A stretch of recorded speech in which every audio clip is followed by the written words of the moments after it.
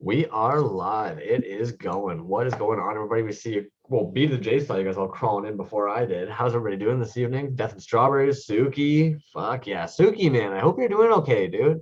Fuck. Dude, busted shoulder? Was that right? Busted shoulder or shoulder surgery? Shoulder surgery, I believe. Yeah. Definitely Bummer. have to give us those details in the chat there. That sucks, man. Shoulder surgeries. I've had shoulder issues in the past, playing baseball and whatnot, and it's they're a bummer, dude. Your shoulder is something that you use more than you think, and when it's usually when it's fucked up is usually when you find that out. So, hey, so I just saw Nim Studios popped in, Yost and Nimmy, but also check the swag you're rocking over there, B to the J. And bro, it's like, honestly, it couldn't have been done better. The way you're sitting, it like literally just rides across the top, stays in screen. Ooh, it is. Toyz joining us tonight. What? Yeah. Titty Bean, what's happening, man? Yeah, dude, the skilled one. I got this. I think I opened this on a show, or the Nim Studios sweatshirt. So it's nice. Go pick you up one. Wendigo in the house. Dude, the Wendigo, I believe it was DT O'Keefe who posted a couple things in his story. Did you see that? I was creeping the Wendigo earlier. I was a little bit frustrated. It said 22 hours ago, so I knew that it would be a tight squeeze if we wanted to catch it in the stories. He didn't post it on his fucking wall. Wendigo is looking great. Also, did you notice DT O'Keefe posted the Terrible Toy Works? Is he collabing on that? Or he just loves them? No, I don't know, but I know that that's the one you talk about, the skeleton that's going to be at the DKE 150 DKE booth. Correct. I don't know what I know those guys are, very cool as far as knowing each other and what. I don't know if there's going to be a collab or what that is, but yeah, that looks dope, dude. The Wendigo, the DT O'Keefe posted a couple Wendigo pieces on his page, or not. I'm sorry, I think it was on his story. And holy shit, Wendigo, that stuff is some straight fire, dude. That stuff is way nice. Nim in the house, what's up? Yeah, Wendigo and I were talking actually a little bit earlier this evening because I couldn't help but blow my load all over his story posts of the pieces that he recently just released. The face swap on it. You know what I'm talking about. Oh, yeah. Ooh, okay. So DT O'Keefe got himself a nice little spark dazzler Wendigo. Oh, dude. Right, I guess I'll share it with you guys. That's great, dude. Oh, that's a beauty. That is a beauty. I mean, as we're talking about it, I want to make sure we get this before he takes them off of the story post or before they expire or whatever you want to fucking call it. Oh, check dude. That thing. Did you see that guy? I like that guy. I did see that. Because I did see that. What is this? Very nice. Are those yours? The way you're fucking talking right now. No, I wish. I'm just saying because I think I liked every one of those that you showed. I'm like, yep, I like that one, and then I like that one. Yeah, they're sick, man. Hey, we haven't touched base because I've been out of town all week. 420 Newman, they got a hold of you, eh? Yeah, 420 Newman. They reached out to you. So, 420 Newman, big winner. That was the double winner, right? I was telling them it was so funny. Basically, they were like, "Okay, guys, I'm going to bed." We spin the wheel like seconds after. Yeah, they won it. I know, that was crazy. Wendigo was awesome. Straight. Oh, wing! What is happening, my man? Lava sparkles. Yeah. Oh, lava sparkles. Yeah, that's dope, man. Dustin Neal says Wendigo is awesome. I agree 100%. Folklore, my man. What's going on? Another winner last week. Folklore won the Metaluna Mutant, possibly. Oh goodness, I can't remember. I can't remember. Yeah. Folklorian, are you in a band that your tagger name is named after as well? Did I catch that correctly on Instagram recently? Please leave me more for that. Yeah. Man, busy night tonight. We got Shed Quarters Creations coming in. Fantastic. Yes. All the way from Down Under. Actually from Down Under, I believe, as well. Yeah, absolutely, man. We're going to talk about the Lego pieces and I think I was telling you right before we came on here, dude, I don't know too much about Shed Quarters. Super awesome guy. I've been talking to him frequently over the last few days. I know he's big in soccer. I know that much. I know he loves his soccer and he's damn good at it. So that'll be cool, man. Looking forward to that. I've shown several people the Lego sword, and same reaction every time. I remember that. And that's great. I think that's one of the main things it's supposed to do, right? Vomiting droids. Hello, good sir. Okay, you guys want to know how you can make my freaking pop top? Usually, when you guys want to send me stuff, no. Vomiting Droids knows how to tickle me like a fucking banshee. Not only did he share something with me recently in our messages that I'm not going to talk too much about, but he also let me know like he wasn't going to spoil it for anybody else, but I got to see them. So that shit, if you want to make me geek out and get all hard and wet, that's how you do it. You show me shit that for some reason, process shots nobody's seen yet. I like that stuff. That drop though he did, insane. For one, I don't think I've ever seen Vomiting Droids release a drop that was actually like, what would you say that, what do you call that, a concept drop? Like usually when somebody does a drop, they have a wave of something, right? And when he drops bears, he's got an assortment of bears for you to pick from. But this really was like, hey, I've got this bear. Yeah. I don't know what you call that because they were all, I mean, it's the same but different, right? It's like the same but all one-offs in their own unique way. Little slight variances, like. And I missed it. I missed that one, dude. You know what? Or, I missed it as well, but I saw him do it at like noon, and I was like, what a weirdo. What a fucking weirdo. No real warning, just tosses him out there on his lunch break, probably. Perfect. So that way, you know, Vomiting Droids really is one of those people where I feel so guilty because I want one so bad every time. But he is somebody that really did change my mentality on the fact of like, we're making limited runs. We're trying to make sure everybody can get one, but like, we can't get everybody. And I think he's somebody that his drops are so infrequent that like, I've been so blessed with the things I have managed to get of his. When somebody else gets some Vomiting Droids, I'm like, good, awesome, perfect. Agreed, man. And that's one of those ones where I think there's so few and far between that the more that get out there and spread to as many people as possible, the better. He said there will be a sequel. Very nice. But yeah, those are sick, man. Those were, and it's a little bit different, right? No neon, no glow. The one with the knife sticking out of its chest was just amazing. But yeah, very, very cool, man. Yeah, those were dope, Suki. That's for sure. Shed Quarters is in the house. I did see him. What's up? General Porpoise. Good evening, sir. How are you? Shed, you did get the link too, right? Not to rush you or anything. We can pull you in a little bit later on if you want, but I just wanted to also make sure that you did have the link and that you got that safely. Because I'm a noob most days. Yeah, right. Got some good stuff going on this week, man. Besides Shed Quarters coming in, drops, shows, now, later, accounts. Have we talked about accounts recently? I feel like, what did we skip? Okay, you know what? I think we rushed through it last week, but we were also so freaking tired. I couldn't remember if we passed over it. So I did actually look up one or two of them. Yeah, we were at like 3 hours and 40 minutes, I believe. And we were just kind of like, fuck it, let's go to bed. Yeah, okay. I think that's where we were at, but yeah. I've got quite a handful for the end of this evening as well. Lot of, and we were going to bang them out. It is absolutely going to happen. Yeah, the under 1K and the pieces for under $35. So many pieces of the under 1K. You know what, Skilled One? You needed us to skip the under $30. You need to take a little break. Shed sword. There's the sword. So you know what? Here's one thing that we can do right now. And we'll add to this tonight as well, but I'm starting to stack up a good amount of giveaways that I don't think I've shown yet. I know I haven't shown yet.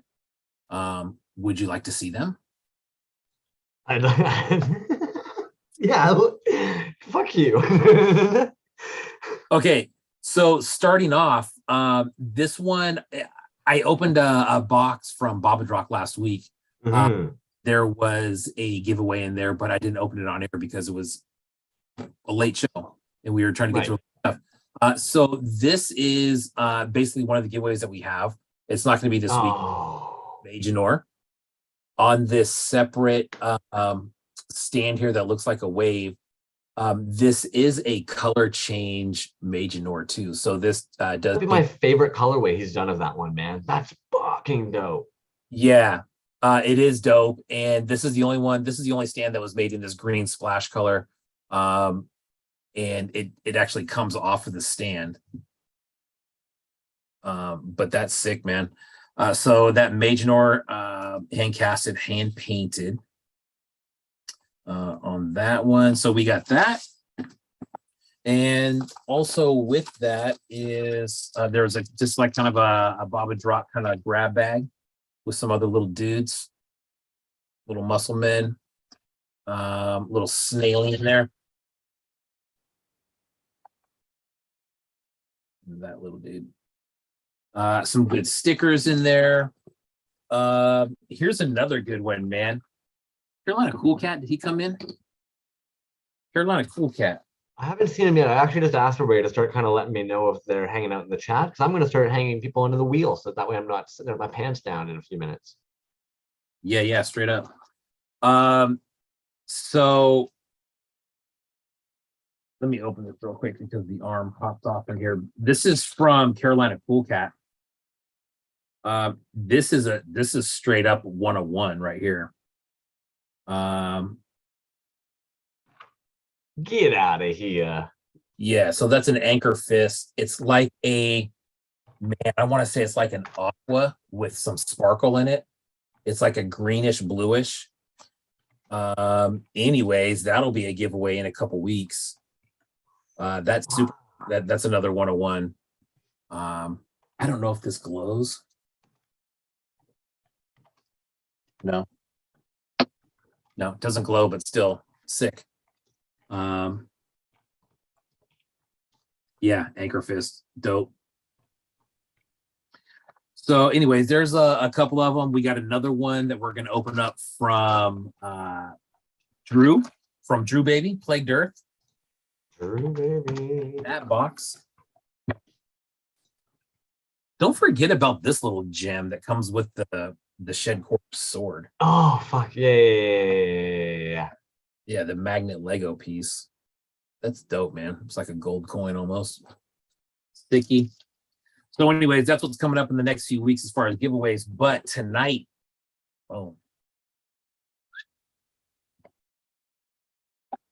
bam. What a beautiful piece, man. It really is. Fucking it really is. On it. The entire execution. Yeah. Jazz Wizzy, what's happening, man? Fletcher in the house, Yuck in the house. All the boys are here. Nice. Yeah. A bunch of humans. You know, and the thing that, and we'll probably touch on this when we talk to them.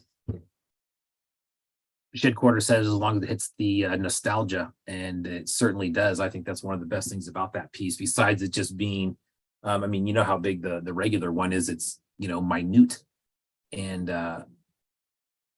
it's just a very cool thing to see. But it does hit the nostalgia feels. 8 times bigger, correct? 8 times? You know, seems bigger. Yes, you're right. 8 times. 8 to 1. An 8 to 1 ratio. Yeah. That's fucking solid, man. Dario, what's happening, man? Titty. All right, man, I just want to make sure I'm catching everybody as they're coming in here, just so I'm not, you know. So you were out of town for a couple days. Yes? Yeah. But I still managed to get some toys and stuff locked down for tonight. Absolutely. Where you stay in Canada, or did you leave? Yeah, I was over in Huntsville, actually, so just a few hours outside of Toronto. Are you guys allowed to leave Canada? Yeah. Because of COVID, you mean? I don't know, bro. Like sometimes I talk to people that are in Canada, and I'm just like, wow, dude, that sounds crazy. I mean, I have no room to talk. I'm from America, right? But I didn't know you can come and go. So I guess I'm just asking, is like your COVID stuff over? You're allowed to come and go. Yeah, Yeah. we're basically treating COVID over. Yeah, gotcha. Okay. Which is cool because I saw there's a large toy show out here. Probably the biggest, most consistent one is down in San Jose. And still had a lot of restrictions, and they didn't they were gone for a while, but I just got an email saying they're coming back. I think there's one this weekend. And it's like, doors are open, so whatever. I know, vomit. That sounded. Are you allowed to leave? Hey, yeah, if anything, it's you guys. I'm always curious. Are you allowed to enter? The amount of times I'm going to go see a metal band or something and the band gets fucking canceled out because one of those guys has a criminal record or has something on them they're not allowed to bring over. You fuckheads. Well, and then I know that there was an issue with guys that were, I believe it was in basketball, where guys were going into Canada and playing because, there's teams in America and in Canada, and guys their teams were going to play in Canada and they weren't allowed to play over COVID stuff. So I wasn't sure if that was still a thing. Maybe that's more of an NBA thing. I don't know. Yeah, I don't follow sports, man, unfortunately. I saw Shedquarters hopped in there. He's sitting in the waiting room. I'm going to blast through really quickly some of the drops coming up real fast so we can pull him in here, and that way he can get on with his afternoon, I suppose. If that's groovy. Agreed. And Friday over there, a little jealous of that, honestly. Oh, yes. Yeah. Not that my Fridays are strenuous or anything like that. I'm just saying. Fridays just feel kind of good. You know what? Thursdays feel better than Fridays. Fuck it. Good point, Yuck. It did happen with baseball, too. You are correct, sir. There you go. All right, we're going to blast through here. Boom, boom, boom. All righty. Yeah. Mm-hmm. I wanted to make sure I pulled this up because Plague Earth was nice enough tonight to actually give it a little shout out. He is going to be launching these into the web store. I've got no idea what the heck he's talking about. B to the J usually knows the loophole on this stuff, but tune in tonight, 7 p.m. Pacific. Hot Boys, B to the J, Big Crumbs. Big Plague Earth production unboxing included. Fuck's sakes. A few random surprises. So I'm assuming that you've got a Plague Earth Productions box that you're going to be ripping into, and I'm assuming Plague Earth Productions was kind enough to throw a couple of extras in there. So I wanted to at least make sure he gave us a little shout out on his page there. I want to show some love back. If you're not following Plague Earth Productions yet, get on it. No clue what you're doing. Also, check out there's another website, or I'm sorry, website. Good Lord. Sounds like I'm using dial-up over here. There's another account that's Kilo Fresh, which is Drew's girl, and they have a site together where they're making stuff. Anyways, check that out on Drew's page, or Plagued Earth, Drew Baby, or Kilo Fresh. Kilo Fresh, by the way, super jealous of that name. What a sick name, dude. Kilo Fresh. Fucking gangster. I think some people might have missed it when I mentioned it in the typing it in the comments. If you haven't had a chance to chime in yet on the video, just reach out in the chat that you're watching and I'll add your name to the wheel. Unfortunately, we don't see you in until that gets in there. Zymot Co. I believe that we could probably show off Zymot Co. every single night. You know I love little fucking creatures and shit. Joe Root, man. I like this guy. So that's why we're here tonight, because Zymot Co. has loaded the store up again. They are an endless machine of toy production.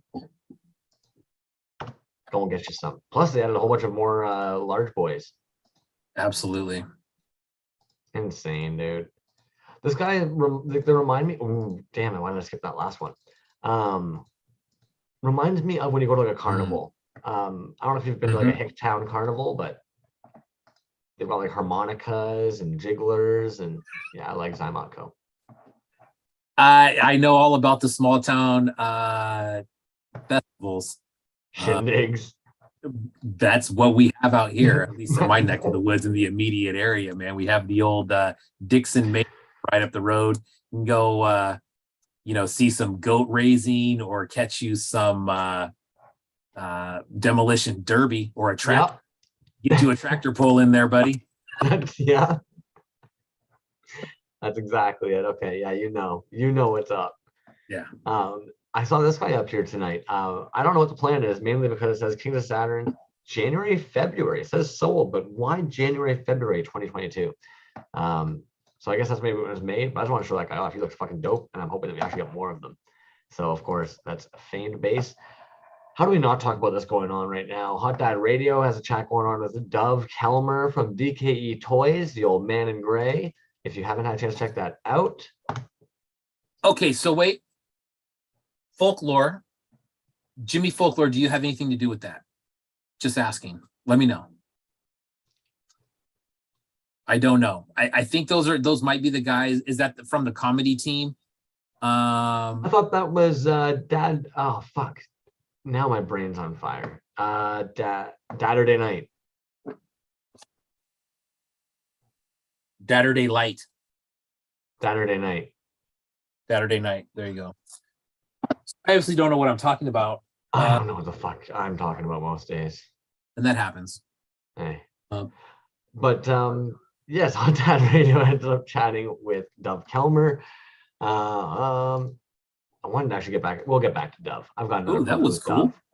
Pablo Pera. So this was actually in Dookie McFart Sniffles stories. Thank you for that. I stole this from you. But yeah, coming soon. All of them. They just look rad as hell. I'd never heard of the artist. I thought I'd give it a share. Looks like almost 3.75s of we're Saturday Light. There we go. We're out. I don't think completely. Well. Yeah. There you go, being the jam. Now we both just look like fucking idiots. I know, and it was stupid. I don't even know. I guess the word dad made the connection. I thought I'm stupid. I don't know. Anyways, thank you, Jimmy Folklore. Watch both shows, by the way. Humble apologies. Yeah. Yes, Nim Studios has an exclusive with the DKE store. There's a lot of them. I'm sure most of this week we're going to be trying to track a lot of the DKE stuff and also just the Decon event stuff as well. Oh, Booze and Buddies is throwing a show right now. Snack Rabbits. So essentially submissions going on. They're due by the 11th. Oh, 3rd. So they're due tonight. Okay, cool. I couldn't necessarily find everybody that had done it. I tried to track down a couple. This guy here is actually Snack Rabbit themselves. Check this though. I don't know, that's wild. Yeah. So here's something about Snack Rabbit. Dead Boy is doing a after party on, I believe, Friday or Saturday, or maybe even Sunday. I don't know. At Decon, and Snack Rabbit will be a guest there, and have an exclusive. So if that's something that you're into, I'm not sure if there's tickets left to that or not, but Snack Rabbit, yeah, those little packets are sick, man. There's so many of them. You're talking about those guys down here, eh? Yeah. Very well done. Yeah, there's tons of them too. There's it somewhat reminds me of Arctic Fox, if you're familiar with that account. They have the little droplet that comes in like every possible flavor you could imagine. ARTIQ. Thank you. I would have never found that, obviously. Yeah. Oh, okay. Yeah. So it reminds me of the droplet. The droplet is those things sell like mega fast. That's like Droid Foundry level type shit right there. Yeah, these are gorgeous. Yeah, they're very, very sick. Anyways. Yeah, I can get lost on those. There you are, my fellow nerdlings. Enjoy. Arctic Fox. Folklore. Doompy art. This submission actually. Well, of course. Sorry. No. I was reading Jimmy Folklore's comment. It's very funny. Check this Snack Rabbit fucking. That's cool. Up. That's cool. I love that little carrot guy, man. Yeah. It's got some great process shots of it on here. Yeah, that helmet's very cool. Yeah, Doompy art. I'm sure we've shared them before as well too. Yeah. They do a lot of clay work. Yeah, we've definitely shared some of these guys. Yeah. Nice. And Mr. Mento did a nice little Snack Rabbit. Mr. Mento, yeah. You know, man, here's something else to check out. I've been meaning to ask you this, and now that's on the tip of my tongue, I'm going to ask you. Muffin Man Sculpts. Muffin Man Sculpts. Yeah. Oh, there you go. Google's listening. Knows what we want. Are you familiar with those birds? I think we're all familiar with that style of bird. It's a whistle originally. Well, sorry, it looks as though it's been designed to mimic what we would often know as like a dollar store whistle. Right. But that's another one that kind of reminds me of Arctic Fox, where it's the same thing, but a little bit different, so many flavors. But that's another one that is damn near impossible to get on a drop. But he will be at Decon. With that first red one that you showed. I think that's going to be the special there. But anyways. It looks really sharp. Dude, and I mean, yeah, and if you go back far enough, I mean, you'll see insanely incredible versions of that thing over and over and over again, and every one of them is super sick. Throw some bird seed out there into the chat for you guys. The link. The Muffin Man Sculpts. Geezer Periodicals, our man. Yo, I've been wanting to get this guy onto our show for a little bit, actually. You know that. I've been mentioning I like Geezer a lot. Dove. Cinema Dove, and he's going to be doing co-hosting or maybe it's just straight up hosting, the DKE toy reveal. Nice. Or is he talking about he's revealing his toy for DKE and then Dove will be a guest? Is that what that is? Big reveal of all the great art available at Decon 2022 this year. Give us a watch. Wow, so it's the whole thing. I love the whole thing. Is his Halloween costume, is that Cousin Eddie from National Lampoon's Christmas Vacation? I don't think that's a costume. I think he's just letting us know how he feels in the morning. It's a great costume if it is. That's a hell of a leg. Yeah, Jazz, I'm with you, man. I really like Geezer. And I get the impression he probably gives really good hugs, you know? Yeah, dude. You're right, dude. We need to have him on. And like you said, man, you have always said that he's one of the most underrated artists, dude. And I tend to believe that. I don't have anything from him, which is shameful, but very cool. You know, unfortunately, man, there are so many artists in the scene. We try and get a little bit of something that we love from everybody because there's so much work out there and we love so much of it. It's tough. If you haven't been to the DKE page yet, please hop on over there. A lot of our lovely friends are currently selling some work through Dove at the Decon event. It's a lovely opportunity for them to be able to get some work out there if they're not anywhere close to Anaheim. Please take a look over there, guys. The link is right there. If you're not following DKE Toys somehow already, get on it. Hey, look, there's Nim. Yeah, there is. That's what I mean, right? Like a bunch of our homies are actually in here, and this is a lovely opportunity for them to get some of their work out there. So yeah, dude, I saw there goes the folklore piece right there. I know. That's what I'm saying. That's what I'm saying. Yeah. You know, like and then I saw Folklore and General Porpoise. Magoob is up here. He's got some great pieces going on. Did you see that long strip of figures that he had, of the in-action figures, the Star Wars bootlegs? I think I have most of them from the first run. Well, he did one. It looks like a carded. It's like a 10. The OG one. Yeah, it's one piece though. They're like, yeah, it's like that long. It's crazy. Yeah, it's sharp. There goes that Terrible Toy Works up there too, man. That's sick. Oh, the wooden Legion Toys. Yeah, is it 1980? Who does that? That wooden R2D2. I'm not seeing. Plywood. 1980 who? Yeah. Who else is all in here? Dead Greedy. Good one. Yo-Yo Dine. Trill Studios. Oh, CBD, dude. Look at CBD with the VHS tape. Oh, hey, chicken finger. What am I doing? Chicken burger disco. Yeah. Dope, man. Love it. You said chicken fingers. I know. I don't know why. It just I saw a figure, I saw chicken. It just yeah. Um Delicious again, Peter. That one over there is sick too. Folklorian man, that's lovely. And you would have found him anyways. Don't say it was because of this show. You would have found Yeah, him regardless. that's a Scott Wilkowski up there, I believe. That's dope. Scroll through there all day. Yeah, man. Good stuff. No idea. Wood is cool. Yeah, I'm with Death and Strawberries. Um, Fixed Temple Toys. We've been showing them off quite a bit lately. They've been firing things out left, right, and center.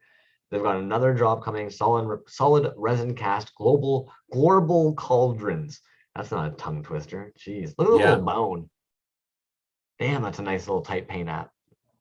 Anyway. Folklore says he met General Porpoise through this show, and now they've done a collaboration. That's what I'm saying. He would have met Porpoise regardless. But you know what's funny though, dude, is we are stoked about that too, because me and Crumbs actually talked about that. I said, man, dude, look, they're doing a collab together. I said, don't, quote me on it, but I think they met on our show, which was cool, man. I mean, there was a couple weeks in a row there where we talked about collabs, right? And how rad it would be for people to cast for other people. And I think Ocular Rhombus was in there and talking to Spice Dreams, and look what we birthed. Very cool, man. I'm excited. I'm calling me out on it. Yeah. Solid resin casted global cauldrons. Global cauldrons. Okay, so there you go. He said, "Say it right." Solid resin casted global cauldrons. Yeah, fuck it, global cauldrons. It's because the casted global cauldrons is a lot, dude. Those are cool, man. Those are really sharp. This is another example of one of those artists that it makes no real sense to me in my brain, where I'm like 619 followers and they're just pounding it out, dude. Just pounding it out. Yeah. Ooh. Sorry. Some of you Pokemon people out there will enjoy that. So fixed temple toys. Jeez. I feel like my tongue is asleep this evening. And brain. Morning, afternoon, evening. Keep going, you'll get it. Ooh, what's that Dell figure? Records Are Forever. Oh, who? No, okay, no, who is that? Records Are Forever. Yeah, admittedly, he's been somebody I've been following for a very long time. Intermittently, every now and then, between posting music drops and all that stuff, they do these drops of backers with a little crate case with printouts of basically that artist's vinyls in a little crate case. They're just cool little like souvenir sitters. That's awesome, dude. I got a quick story about Dell and why that piece is so freaking awesome. I'm going to definitely, I don't know what's up with that piece. I'm going to try to get that though. So me and some friends of mine, when we were in high school, when we just got out of high school, right around when we started driving, we were 16, 17. The place to go, man, was Berkeley. So we would go to Berkeley on the weekends and just go to record shops, and they had Rasputin Records, which I don't know if Rasputin is still there anymore. But it was basically like a 3-level music store in Berkeley that was insane, dude. Like the whole bottom was just all records, used CDs when those were like, kind of like a thing when they were getting to the point where you could find cheap used ones, right? We're talking like late 90s. So CDs had not been around for all that long. But one day we're in Rasputin, dude, and just digging through the crates, exactly what that card is, digging through the crates, and we look to our left and there's Dell standing there with headphones on and a skateboard. And my buddy, who was kind of loosely in the music scene for a while, goes up and starts talking to him, and we start talking to this dude for like an hour just about random music stuff and just hanging out. Ended up going to a concert of his across the street at Amoeba Records. Crazy, dude. It was Dell digging through a crate of records, dude, and that's what that piece is. Like, what the hell? That's awesome, dude. I'm glad that found it, dude. This piece was looking for somebody with a story like that to go with it. Jazzwit says Rasputin's is still alive. Yeah, there's a couple of Rasputins around here. and some of them closed up. There was one in Vallejo that didn't make it. I don't know if the one in Berkeley is still there or not, but that one was like the Mecca. Like I said, they used to have concerts there. It was dope. You might know the comment that's being made there more than me. The Putons. I don't know what that is. So moving along then. I'll pull this one up here. I think I dropped the crates for you guys there. Yeah. RRLYH. Giaromi. They just dropped these guys here. What is that? You can find them at Upfield, but I believe it's Safubi. Yeah, Safubi. And then, oh, that's embarrassing. But it looks like they're being sold through Upfield. But it's some kind of like, I'll go back because I'm not used to seeing this with vinyl. That's interesting to me because normally you wouldn't get something made from vinyl to then start putting clay on top of it. That's very sick. Wow. So I don't know what they're up to, but I like this guy. Some kind of alien with like a winter puffy jacket on. Oh, that's very cool. Colin's in the house. What's up, Colin? Has been Toyz. What is going on? Dude. Yeah. Look at that droopy arm, dude. What is that? The gold one. Yeah, no, that guy with the pink head is dope as hell. Oh, man, dude. I like how they're just wearing like puffy jackets. Just the poofy jackets, man. Those are sick, dude. Oh, it's what he called Rasputins. Putins. That's cool. Putins, like instead of calling it Rasputins, just Putins. Yeah. Okay. Vomit. I don't know if I know that there's an amoeba in Berkeley, and then there's a huge one in San Francisco on Haight Street, which is very cool. The parking, you will never find it, but if you get a chance, there's that piece that I was telling you about. If you scroll down, yeah, that's nuts, dude. Look at that. 12 figures. Yeah. How many of those do you think he made? 1, 2? A bajillion? That's crazy, man. The dude's wild. He does a lot of fun shit. Sometimes I don't even know if it's for sale or if it's just because he wanted to laugh. And I'm down with that. Like, have you seen the Magoob D's knots? Instead of micronauts, it's the D's knots, but it's like the fucking trailer hitch nuts hanging off the back. I like this guy. I wish I could see him a little bit better. I'd like to get a better look of it, but I like that guy.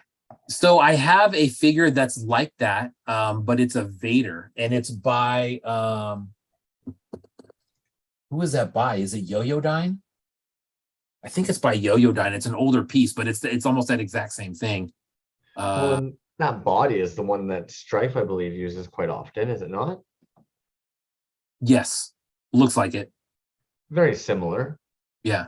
Maybe a similar line, the same line, but different figure. Oh. Aquarius Records, never heard of it, bro. Yeah, get a life, Vomit. Sorry, man. I noticed that Cosmic Bird Customs, we were showing their account recently. They were at the moment finish off a bunch of custom orders that they had. Recently did a little drop. 15 each plus shipping. The Bat and the Gorilla are both still available. So if anybody is interested, the Cosmic Bird Customs has some of these guys available for 15 each plus shipping. And it looks like they've got some UV reaction. I can't quite tell if they've got a glow. But yeah, Bat and the Gorilla are still left. Dope. Those are sick. Wonky Toy Company posted this guy here. Did you read the story about that? Conk is an original character by Wonky Toy Co. They are a forest spirit taking the shape of a conch mushroom growing on a log. Conk was created from a mental space of personal growth and from finding peace and inspiration through nature. With that, Conk was made to remind us to seek inspiration in nature. There you go, folks. Conk. There you go. I thought that was cool. I read that today and I'm just like, man, that makes, I don't want to say that makes that piece make sense because it doesn't really need to make sense, but it explains a lot about kind of like what that design is. Just by first look, like I wouldn't know that by looking at it, but I'm also not familiar with what that is, you know? Stories can give or take. I would say stories can like be lovely and give people kind of like I agree with you. You see that guy and you're like, well, that's neat. But then you read the story and you're like, oh, poor little dude. I'm gonna take you in, man. I kind of like I love that, you know. Other times I feel like a story can maybe get so in depth that it doesn't allow the person a chance to have any imagination with the piece. So Yeah. it's a careful fine line. Not every piece I don't think needs a story. Yeah. No, I agree. But this one was good. I will Yeah, I say do like I'll that agree one. with you on that. And he did one for a couple of his other characters as well. I like the vibe from Wonky Toy Company in general. Mm-hmm. They give me a good Very vibe. cool. Good Ghoul Toys Good one. had, yeah, dude, these look like a lot of fucking fun. Yeah. Sorry. The colors are sharp. They're just straight primary colors. Yeah. Good one, man. Really cool sculpt. Those I have seen that account a little while ago. Yeah, they're fun. Nice, dude. But this drop recently, and I guess a couple are going out. But I would say check their store soon. A lot of the stuff's really actually not all that expensive, or it's affordable, or however you want to describe that. I fucking hate that, you know. Kajuki Toys is getting these guys shipped out. So anybody who ordered these, he posted this recently. They look fucking fantastic. Kajuki, like, congrats, man. You should be very, very proud of the work. Those look dope as hell. Hope everybody's happy with them. Sick. You know, he always does fantastic work. Oh my god, dude. They are, me and Hurt were talking about him the other day because he I'm not trying to sell anybody's business, but he landed a skull crusher. And I said, dude, like, check out some of his work, man. The Old Man Danzig that I have is phenomenal. The Sergeant Kabuki man, phenomenal. In my opinion, super, super underrated 5.5 artist, dude. I mean, he's just freaking incredible.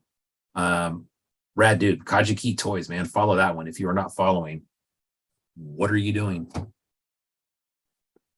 Mecha Ducky. Dude, shout out to Mecha Ducky. Mecha Ducky started sending me some stuff on Instagram just as far as pieces and stuff. And honestly, the stuff that I've seen, I hadn't seen before. And there was actually, I think, a couple of accounts that I was not following, stuff that he sent me. So Mecha Ducky, thank you. Very much appreciated. Just sending me random stuff. But Mecha I did. Ducky has great knowledge of some certain things and lives in a hotbed of fantastic toys, so is often able to maybe see or acquire. He's fantastic. I like Mecha Ducky a lot, man. Also goes by Disc One. If anybody likes custom work, he goes by Disc DISC.1. Yeah, fantastic artist. Okay, Gumlob has these dropping on Saturday, 2 days from now. There's gonna be some green ones. He also has the black and red ones. He was gracious enough to give us a prototype, an artist proof of these when they dropped. Dude, look what Strafe says. Strafe says he's painting a small run of the coffin heads. Nice. Okay. Strife, man, that's fucking exciting. Do you have them posted, man? I feel bad if I didn't get a chance to crush them. Sorry. Dude, one of our very first giveaways, right, was the test pull. The test pull of it. Yeah. Very painted so that there isn't any overspray. They smush it over their piece and then cut out what they want to be painted so that there isn't any overspray. Oh fuck! I don't know what you're talking about, Skilled One, dog. Kajuki. He's talking about the way Kajuki. Oh, the masking. Mm-hmm. Yeah. Okay. Yeah. Air foam clay from Crayola. Genius. Yeah. Yeah. Push it over. If you can get your hands on some Kajuki Toys 5.5. Do it. Jason Lex. I think I'm maybe actually entering into our I'm entering into our under 1K. So if you aren't following Jason Lex, go and follow Jason Lex.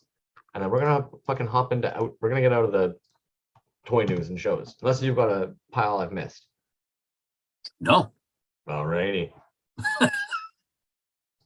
Well, Shedcord has been waiting patiently there, man. I want to fucking talk to him. Anything you want to get out of your system?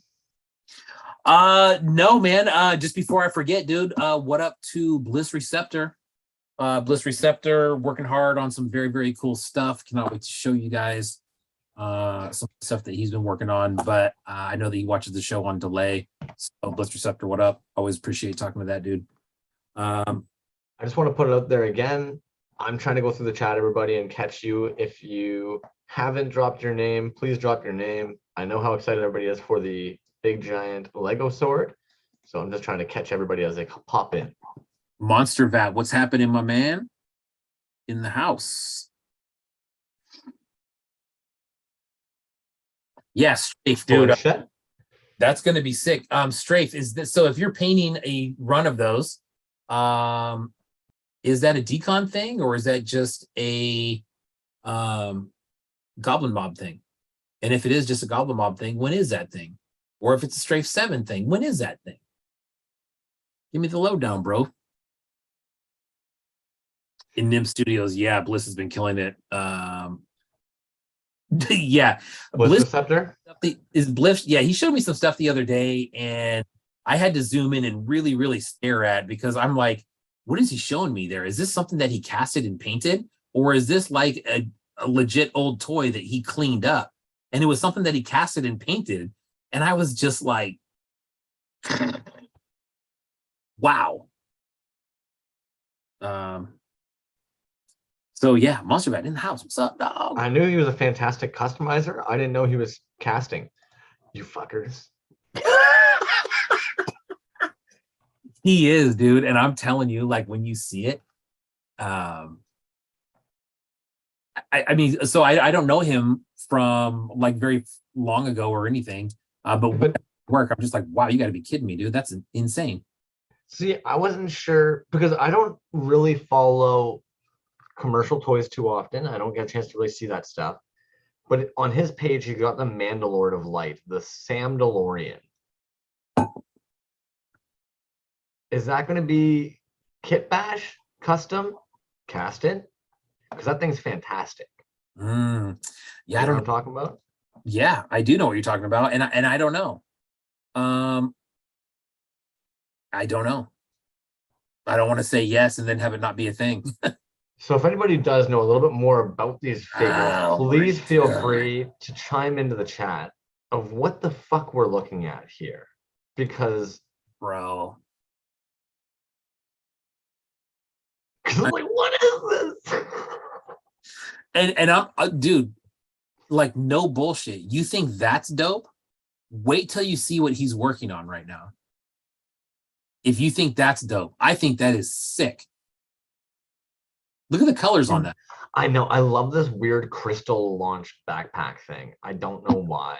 I just love it. Dude, the paintwork on that looks like the blue force shit that Palpatine Star Wars character has. Like I'm like this is obviously Boba Fett's legs with some added shit. Like what are we looking at? Yeah, exactly. And Jazz, I was just gonna say that same thing. Good point, Will. Was that one was casted and painted on his own. The other ones, I believe, were just custom paint jobs. But that one is one that he casted and painted. And that dude, look at the hoses coming off the belt area and then the buttons on the belt. Oh yeah, I'd kiss that piece, man. That's a piece I'd kiss goodnight. That is so crisp, dude. That's unreal work. But I don't recognize any of these. I recognize pieces. This body reminds me of the reaction figure. Oh, what's her name? From like the Motu line. Anyways. Says they're sculpted and not cast because he asked them. Have I seen his Yoda? No, I have not seen his Yoda, Nim. Yeah, we'll have to bug them, pick their brain, pull them in one night. Yeah, and it's he's over in England. And like I said, I think if he's the type of guy that if you reach out and ask him, I think he'd be full of knowledge and tell you whatever you wanted to know. But seems lovely. Yeah, amazing work there. Okay. Wendigo's saying that back one is a Super 7 piece. She's called. Oh, I see. Yes. It's from You're right, Wendigo. That's from Heavy Metal. Okay. Okay. Mm-hmm. What do I know? Yep, I know. I've seen that before because they had a card. It was a carded piece from Super 7, and the card was like the head. of that piece. It was like had the horns and everything. It was wild. There you go. Heavy Metal Lord of Light. Yep, there you go. Heavy Metal Lord of Light. That's right, that. I'm gonna pull Shed Quarters Creations in here. Shed Quarters, don't feel like Do you it. have to accept the invitation right off the hop if you're doing some other things. Cool LP with the Galactus, you might be around the head, man, or at least it looks very, very similar. Brian, you need to ask him. I've been trying to buy it. Like I said, we talk every day. He sculpts everything. Yeah. We're gonna get to the bottom of it. Yeah, we'll get to the bottom of it. He's actually, I don't really want to bug the guy. He's making me something right now, and I just want to kind of leave him on his own. He sends me pics every now and then, and it's great. Shed Quarters, there he is. Got your voice. How you doing? Good. Man. What's up, man? Dude? Okay, tell me about the hat. What do we got here? Mate, this is the full Aussie. Keep the flies out of your mother effing face, mate. See, this is what I actually love. The first time I met Shed Quarters Creations, I wasn't sure about the hat because Titty never wears a hat, but you guys are in completely different parts of Australia. You're more like in the actual outback. Am I mistaken?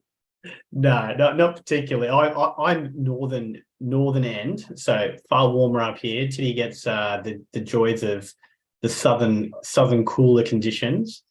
We're not too far inland in Brisbane.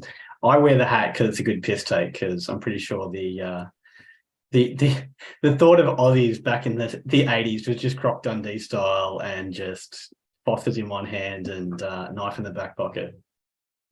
Absolutely, man. Paul Hogan. Speaking of Paul Hogan, I saw that guy recently, just some stuff in the news, and that does not look like the Paul Hogan that I remember. You know, when Crocodile Dundee came out, he was already old. He wasn't like a young guy when that came out. Do you know what he was painting the Sydney Harbour Bridge, just taking the piss, and then comedy next minute he's all over the screens. The next minute he's just avoiding paying his taxes. It was crazy. So what is that on the hat though? How does that keep the flies out? The corks keep on bobbing around, so the flies come and they don't like the movement, so they piss off. Oh, gotcha. Okay. Whether it actually works, I mean, you get out to Central Australia, mate, and you're swallowing flies, and it's just Oh my god. Some days are pretty crazy out there. I know you've got little ones, but even the way you just said corks there, unfortunately, my brain heard cocks. And I thought, dang, if I had a 3D printer, I would totally 3D print a bunch of little cocks to hang off my hat. Because that'd just be fucking hilarious. Sorry. Fletch said he grew up in Brisbane. Nice. Oh, really? There you go. Yeah. Brisbane's pretty good. We're about an hour's drive to get to the coast. No, I didn't grow up in. I grew up further down in New South Wales on the beach down there. So always good when you get back down there for Christmas and hit up the waves. Yeah, there you go. Are you a surfer? I used to do a bit of bodyboarding. I couldn't. I was useless at standing on a surfboard. I tried a mal a couple of times and then smashed out and met the bottom of the ocean floor with my nose. And went, nah, not my thing. Fletch says North Side for life. So no, South Side, mate. South Side. Come on. So Fletch, or not Fletch, but Crumb City's talked to you before. Dude, I mean, I know that there was so much going on before this. What to you kind of started it all to take you kind of down this road? Well, when my son was getting ready to go for school, and I work in IT, so not much hands-on sort of stuff. And I went, man, I want to do something with my evenings and just forget about everything. So I ended up making him an R2-D2 themed alarm clock.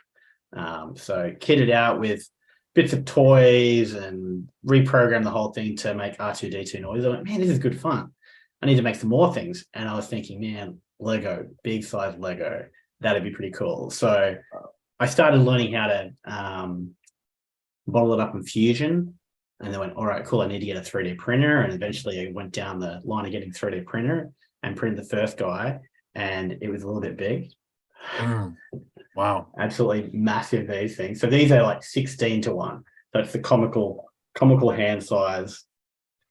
And I went, all right, cool, that's good fun. And I started playing with that. And then I was going down the rabbit hole of costumes. And the local local reverse garbage. They recycle and they sell all people's offcuts and lands stuff that's from headed to landfill that they've pulled in, and the shop's just full of it.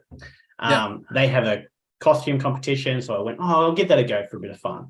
And the next minute, I spent the next 3 or 4 years just making costumes and props.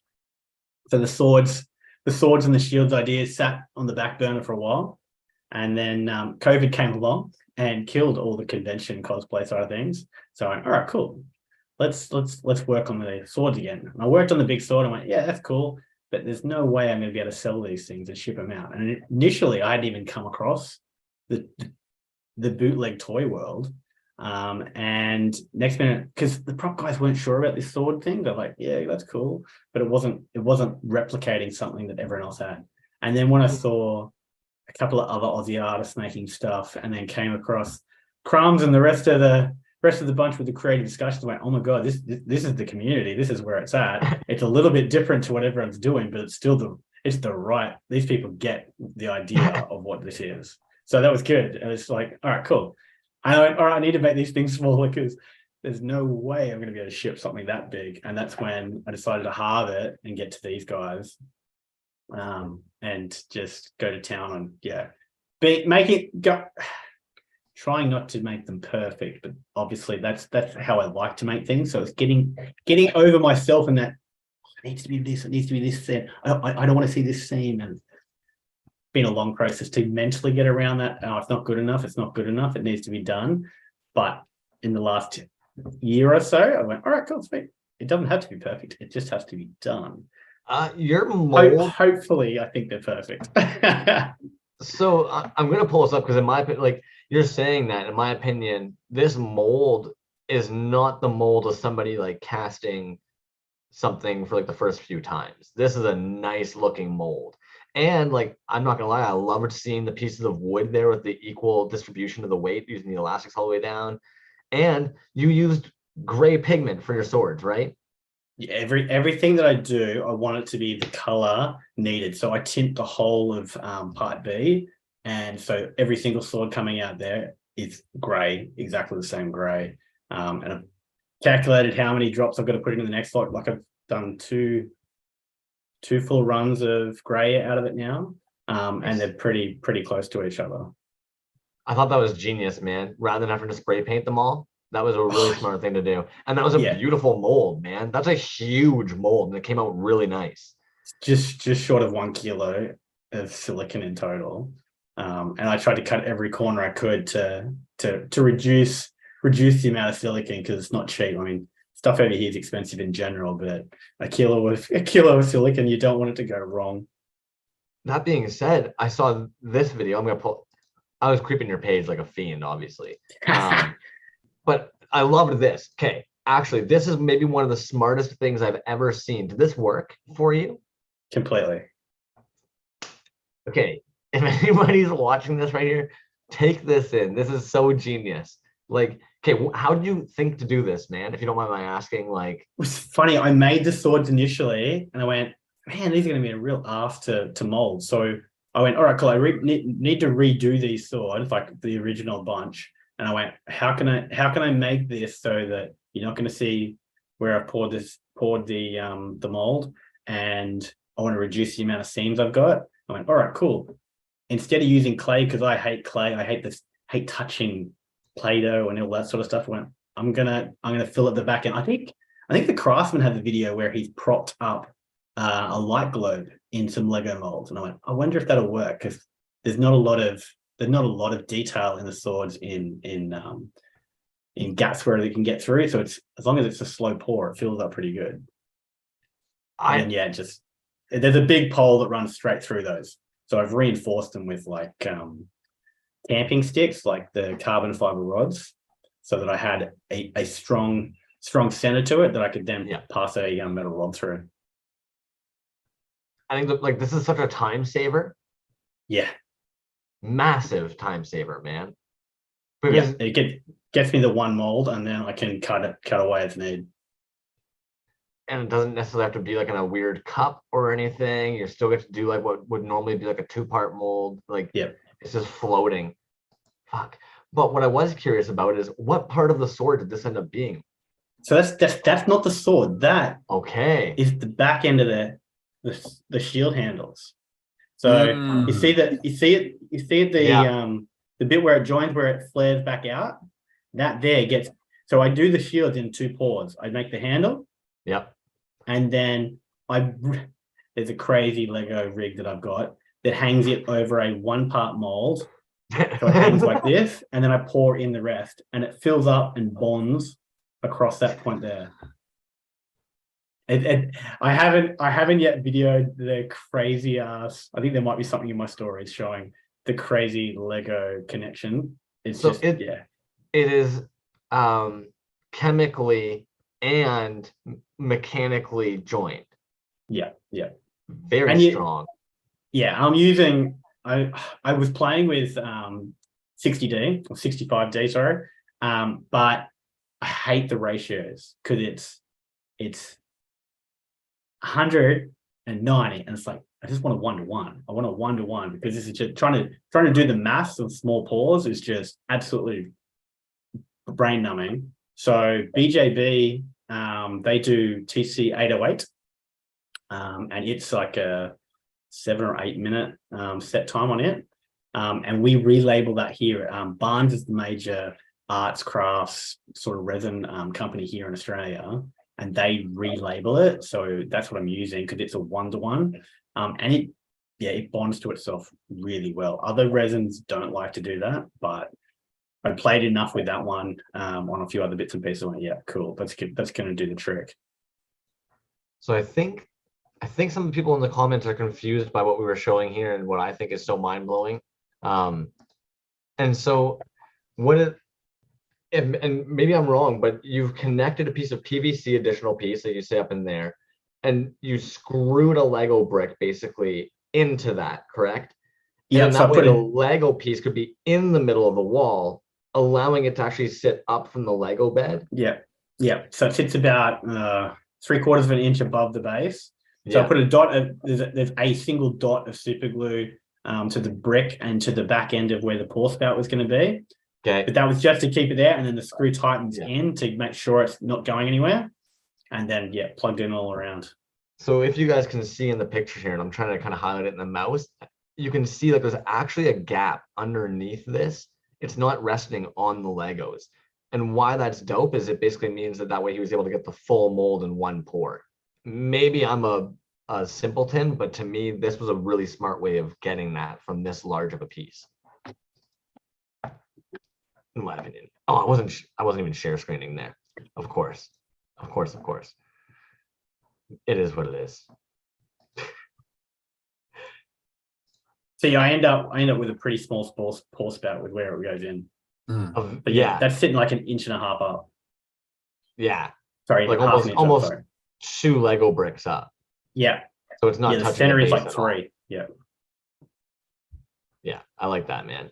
And just of course, you're with the sword as well. Like that. Am I? Yeah. Right. Sword's the same. Yeah. So again, what I think is dope about that is, and I would have thought this would have had to have been 2 pours typically, if a 2-part mold, but not so.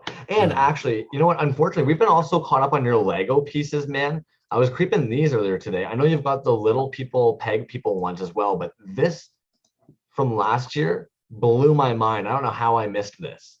Yeah, this is so much fun. So this is not a toy store down in Melbourne. The community down there, this is not a toy scene. Started doing some custom shows with one of the really big proper toy shows down in Melbourne. And the first one was redo a bootleg land speeder for the Star Wars project, which they put a book out. And the next one was Battle Cat. Everyone got a Battle Cat that was bootlegged, and then we all just took at it with whatever we wanted. And there's a book coming out pretty soon, I'm pretty sure. It's like, I think they're just doing the last proof checks on it at the moment. And so I always want to do a Muppets of the Universe. And so I free sculpted the face, which is the first time I've really done anything with like a epoxy clay, and then it was just a Stratos body completely repainted, and then 3D printed the chicken head. Yeah, you can see the epoxy job there. But it was so much fun just to play with that, because it was the first proper real custom I'd done. That's awesome. I want to make a bunch of those, boys. I can see a Miss Piggy that it would be just completely badass. Yes. Are we sure badass is the proper word for the Miss Piggy one? Frig, man. Holy cow. And then, okay, so admittedly, even when we look at your page, like you even said yourself, there's almost like a gap from the time that you made the first sword at like the 1/16 to the 1/8. And then how long would you say it got you before you even started to make the mold? Because I know you were sanding down that like crazy polyfilling, sanding, polyfilling. Yeah. You for a 3D print, you're not going to see anything 3D print on those resin casts. There's not a layer line to be found. I wanted to make the seams disappear, hence that crazy anal want to make it look perfect look. So yeah, it took a fair while from the start of COVID getting stuck back into it, and then redoing it for the molds, and then casting. I think that mold I set because the Melbourne guys did a toy show in April or May. So I made that mold about March, I think. So yeah, I'd already played with silicone a fair bit with sort of the prop stuff, but nothing that big. So I had the grounding on what it needed to do. It just had to get my ass in the gear. And then it's taken me a while from then to actually then go, all right, cool, let's get the website done. Let's get all our ducks in a row and get these things out there, because a lot of people have been, hurry up. Well, to be fair, man, your drop isn't small. Like, how to put this? From idea to execution was already an endeavor and a half. And then on top of that, like, you didn't just make one for yourself. Like, you did a run of the swords. You did various shields with different mock-up stickers on the shields as well. And then on top of that, all the packaging, man. Yeah. Designing the 2 different packaging. Once I had the swords done, when I can't put this in just a little baggie and put a header on it, it needs the full nostalgia hit. I wanted it to be like you walk down that Lego aisle and it's like, I want to flip that Lego and look at what's inside. And show the crazy amount of work that went to get to that point. I thought, oh, this is a good way to actually put some of the information out there. So hopefully inspire someone. All right, cool, sweet. We can give that a go. Dude, no, I don't know. With the this is not a toy store out there. Those shows that they've had, are those just strictly Australian artists? The store only stocks Australian artists, unless they have done a few collaboration shows with international artists where Australians have modified those or repainted those toys. So they've had a couple like that. And for the shows, the individual shows for like the Battle Cat and that, they're all Australian artists. Yeah. They're trying to build the Australian community, because Australia's stupidly big. Everyone's spread everywhere. I don't know anyone in Brisbane as such that's doing much in the way of toys. I'm sure they're out there. It's just trying to find everyone. Like, I was lucky enough to meet Titty when I went down there for the show earlier this year. And it's like, nice. It's a long way to get to him, but I was lucky enough to be set up right next to him. So which was nice to actually put an actual physical face to knowing everything, which is great. But yeah, we're so spread out. Melbourne's certainly got a lot more artists. Sydney's got a fair few too now, but yeah, Brisbane's slowly building. It's just a matter of finding everyone. Well, it catches me off every day. Like, when we see accounts with 73 followers and stuff, even now you still hear people being like, I had no idea that there was a resin or that there was a reproduction community out there. Yeah. And then, like you said, I think you guys are very much like Canada as well. Everybody's spread so far out that you make up like maybe 10 to 20% of the makers in the scene that we know of anyways, if you're even on Instagram. And then on top of that, like, we're probably never going to see your workshop or anything. Yeah.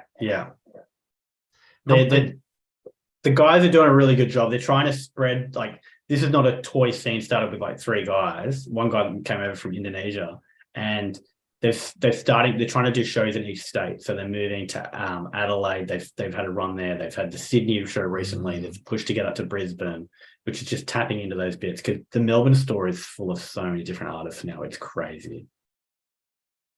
That's cool though. Yeah, that is a good thing. Did you get a chance to get down to the This Is Not a Toy Store often, or it's also equally pretty far? It's a long way. I got in there when we had the show, so they had a couple of my pieces that were left over from the show as well, and just to get in there and just see everything and how those guys are built up, because Victoria, like COVID wise, smashed Victoria as far as the nation goes, far worse. They were under crazy lockdowns, and then the council actually had, all right, cool, we need to get shops back into the CBD. So This Is Not a Toy Store managed to get a chance to go under an arts sort of setup. So it's been really good for them to be able to set up and get that boost back up, because a whole bunch of their shows got absolutely smashed in 2000 and 2001. So it's awesome that it's there. If you don't mind my asking, out of curiosity, how large of a run did you end up doing on Swords and Shields? So for the toy show in Melbourne in April, I did 8 swords and 5 shields. And then for this run that I've just dropped last month, it was 10 swords and 5 shields, which 5 swords are still up and 1 shield is left. Otherwise, congratulations, so that's man. good. Holy hell, that's what's fucking up, dude. So it's pretty, I'm really stoked with that. And now I'm working working on the next proud one. of that, man. So, Holy hell. I want to. This is a hand. This is painted stencil wise. So I'm working on these guys too. This is the one that everyone's like, I'm not buying a shield because I want that shield. So Yeah. Are your other ones? Are they a sticker, or did you paint the other ones? The others are a sticker. So they're basically they're a printout that I basically glue on with like a Mod Podge and then seal over the top. So. Which the original shields for the first ever Legos, they were all stickers. Whereas that's exactly what my brain thought though. I was like, that's why I did it that way. Yeah, because the stickers, that's how they were. The original 5 were stickers. I was going stickers, but the other ones were painted. So that's why I'm going to go paint job for these guys. So yeah.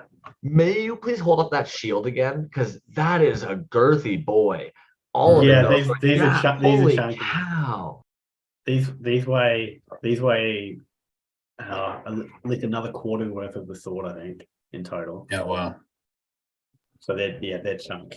They are chunky. How much resin goes into each one of those? It's gotta be. The single pour face is like 120 grams, and then the handle itself's like 40 or 50. So yeah, they're chunky. You could probably defend yourself with one. You definitely know it's there, man. I mean, it's a heavy box when you get it. Yeah. But the shipping is a bitch, but it is, man. Australia is nothing nice when it comes to shipping, but it usually isn't nice. But then you add in the fact that you're sending basically a small child. Yeah, yeah, pretty much. Yeah, and eventually, these guys is what I'm working on. So the full shed head with the.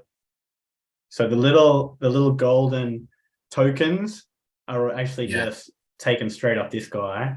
And then, so I'm working on these guys at the moment because it takes a negative, so they'll be able to go in, trying to get the equal amount of resin across it so it's not too heavy on one side. So yeah, at the moment I'm trying to build myself a rotocasting machine because by hand, I do all the other guys by hand. I don't pressure cast anything. It's all rotational casting by hand to get everything else in there. So eventually, and then the helmet that actually fits to the head is so gonna happen. Oh man, are you gonna do the helmet too? Yeah. It's gonna be a crazy mold to get that done, but wow, because it's got the plug in there too. Yeah, so I've had a few sleepless nights sitting there, waking up at 2 o'clock in the morning, and then, oh, how can I do this? Oh, maybe I can do it this way, and then because just capturing an inside and an outside of is just going to be a killer mold. But anyway, That's crazy, man. So why did you land on Legos? Was Legos, I think you and I talked a little bit about just kind of growing up with Legos. I think you said you and your brother were really into Legos. Is that how it started? Yeah. Every weekend, every Christmas holidays, it was my brother and I just pulling out all the Lego. He's 4 years older than me, so he had the original Yellow Castle and like and the original space stuff. And it was awesome. And then I had the Grey Castle Lego stuff and the pirates. And we were always, my cousins, whenever they were over, we'd be straight into the Lego and we'd be lost in there for the whole weekend or the whole holidays. So for me, they were the main toys that I played with. It's like, yeah. And my son now plays with, he's got some of my Lego. He's got all of his Lego. I'm a bit envious of all the Lego pieces they've got now. But yeah, no kidding. Yeah. How do they feel about you casting? Like, does that blow their minds? Are they excited about it? Ethan goes, "Oh, Dad, can I have that one? It's that one that didn't work." I was like, I said, "Yeah, dude, sure." He gets a bunch of the offcuts with bits and pieces that didn't work. So actually, it hasn't been too bad. A few of the swords I had to learn how to rotate them properly, and so he's got a couple that have got a few inconsistencies. But yeah. It seems like the chat is very excited to see where you're going with this, man. I'm kind of with Yakamak. I think we're going to need the 8-time scale of the dragon. Well, Suki says we need the knight's horses, which absolutely knight's horses. You know what, man? You have a beautiful setup there. Like, I know you said Lego, but there's so many ways you could have actually gone with Lego. I think you picked a set that, like, even for myself, like, I don't know what the hell was going on back in the early 90s, but I remember somebody dropped off some Legos in our mail. And that was probably my first time ever seeing one of the knights. It was the King Arthur knight. And right after that, I like needed all the fucking Dark Knights with the bat helmet and everything. And like those dudes that you have there, it's hard not to just be like, damn, man, that's probably like the first like real exciting Lego. It wasn't just some dude in a city. It was adventurous and fun, and like you hit it on the mark, man, by doing the sword, the shield, the helmet, and the head. Those helmets are going to be fucking dope. The head's going to be fucking sick on that, man. Well, the head opens up a whole bunch. I've already done like the space helmet outer, but I wanted the original knights had that terrible visor, and the bit that went up, they always broke, they always snapped. So I've got mostly 3D completed version of that I'm working on, that I'll just be able to plug on each head. So I want to make a whole bunch of the iconic sort of helmets to go on top, so you can get your head, whether it be skeleton, glow in the dark. I'll be hitting up a few of the boys on glow in the dark stuff on how to do all that after last week glow showing, like, I need to do these in glow. Oh man, that'd be sick. Dude, the space helmet, you're right, that lens part always came off, but for me, that crossbar piece always broke too. Yeah, that too. Yeah, you get a half one of that. Yeah. And then Suki says a giant transparent flame for the dragon. Dude, remember that little plug-in? Dude, that would be sick. That's a great idea, Suki. Nice. At this point, Shed, man, you're not gonna be able to make anything that isn't Lego related ever again. Or we're gonna hit your door with pitchforks and fire. Which is why whenever the custom shows up, everyone's like, "Oh, what are you going to do from Lego?" I go, "Nothing." I'm going completely away. Do they have Lego? Is there a Lego store out there? Yeah, there's a couple actually. It's funny because Melbourne had just opened a massive new one. It's the biggest one possibly in the Southern Hemisphere, and it's like a 2-minute walk from This Is Not a Toy Store. And the boys are like, "Man, so many Lego people are going to walk past the store." Nice. And see this not Lego. So we'll wait for the cease and desist letter. Yeah. T-Bone says he says he loves the astronaut helmet is broken in the Lego movie. I noticed that too. That thing always breaks. You know, I personally feel, and I think actually I was talking to Mecha Ducky about it one night, just in the chat after we had posted on one of these videos. This is one of those situations I would hope to God that Lego would not send a cease and desist, that instead they would be like, hey, we want to do this. You know, I would almost hope that when they see something like that, they're like, wow, this is a market we've missed completely. We love it. How do we bring you on board to see how much we can design of this? It would honestly breathe a whole new life into Lego for adults. Yeah, they sell the current like whatever Nike's crazy thing they've done in the last couple of years with all this electric stuff that's just bullshit. But they do like a foam sort of that, and it's like you're missing out on such like the people that actually like the oldies, the kids of the 70s, 80s that had the Lego. That's where your market is on these. But yeah. Agreed, man. Yeah. I mean, there's a few that I've got in the like I originally started off with a lightsaber hilt, and I was like, cool, I want to do a 8-to-1 lightsaber with a clear actual laser section through it. So, but I'll have to pressure pot that guy to get that bubble free. But that's in the list, as well as the original little pirate pistol. That'd be pretty cool. Damn, that is cool. Yeah. You could honestly, there's not one thing you could mention that you plan on doing that wouldn't sound badass. Yeah. I'm not doing Duplo. No. You gotta do a big old mega blocks or something too. Just one. What do you have going on outside of the Lego theme stuff though? Because I know you do actually do a lot of stuff in cosplay, and you also do. Is it the Shield? Are you still doing that like Shield program that you were doing before? Yes, I'm still. I'm currently, as of tomorrow, hitting the stage dressed up as Starscream in a completely fully transforming costume that I've still got to finish. It's in pieces on the floor at the moment, but it's completely made out of recycled materials. So that reverse garbage shop. So it's completely stuff headed to landfill, and it's going to be a big cramming night ahead to finish it off, but it'll be right. So that's been on the go, and yeah, the little warrior shields that one of the Damien does makes shields for kids in hospital, little foam shields, just to give them something to smile about. And he's done a couple of helmets, so I've made a few helmets for him as well, just out of EVA foam and that. So which is good fun, and it's nice to be involved and just give back a little bit. So Damo, he's given like hundreds of shields at this stage across to little kids, which is cool. So anything to help out with those guys. That's dope, man. Very cool. I don't know. I like that you've been able to find a way of being creative, finding different outlets for it. It's sick, man. You're obviously having a blast over there.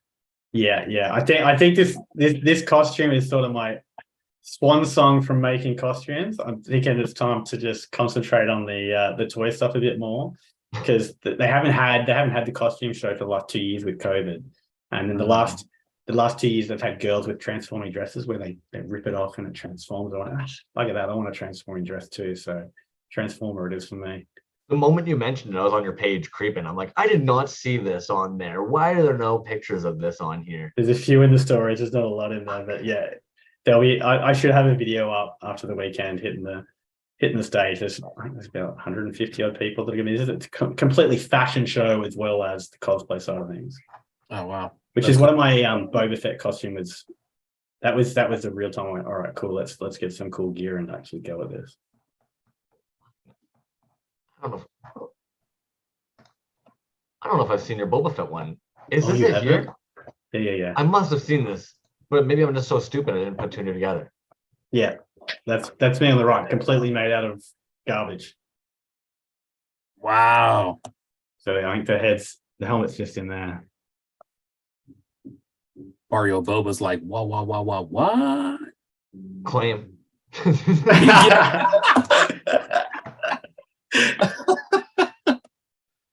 Oh, that's awesome.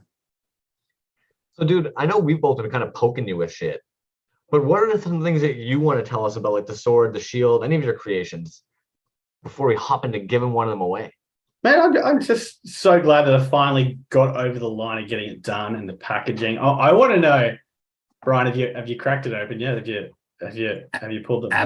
Absolutely. Yeah.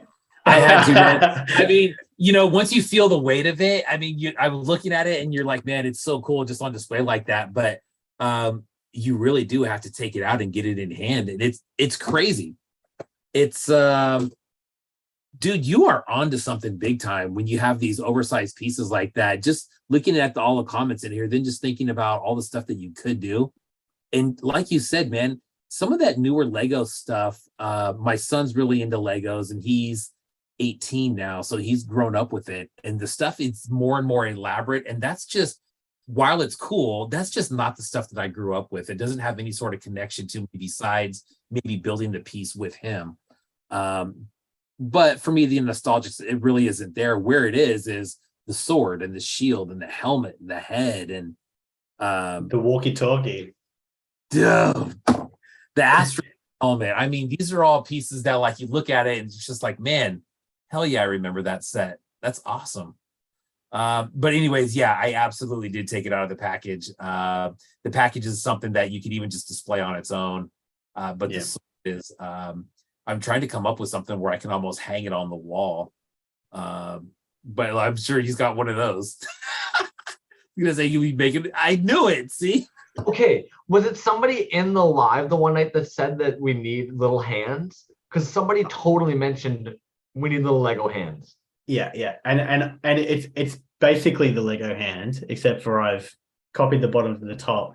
The plan is actually to have a mount that'll be magnetic or screw into the wall this way, so you'll be able to plug it in. Yeah. Exactly, man. Just plug it in, just like that. But I haven't mastered how to make it and how to do the mounting piece. Hence, it was a reason for not getting it done. I went, all right, cool. I don't have the mount ready, but that doesn't mean the sword can't go out. The mount can come later. So I had to basically that resistance of no one. I'll just wait. I'll delay. But That's gorgeous, man. So I stopped talking myself out of it. Dude, that's one of the first things in a while where it's like the more ideas that you think about, you're like, yes, I'd buy that. And then you think of something else, and you're like, yes, I'd buy that. And then something else, you're like, dude, just take all my money now and just let me pre-order everything that you're thinking of right now. Jazzwiz likes to put it in. That was an easy one, Will. That one was on a silver platter. I'm glad you capitalized on that one. Shed Quarters has already said he's like a perfectionist. I already know like roughly like probably the extent that went into like leveling that out. B to the J, you've now had one. There's not like a good way of saying it. Did you by chance stroke or rub it? Because like I gotta know how smooth it was now. Flawless, right? It is. And you're using a filament printer, not a resin printer. Yeah, filament printer, yeah. Work, man. Oh my gosh. I can't even begin to imagine the amount of sanding. Well, because the swords are handy, because the ends here and here are the same. The one at the bottom's different.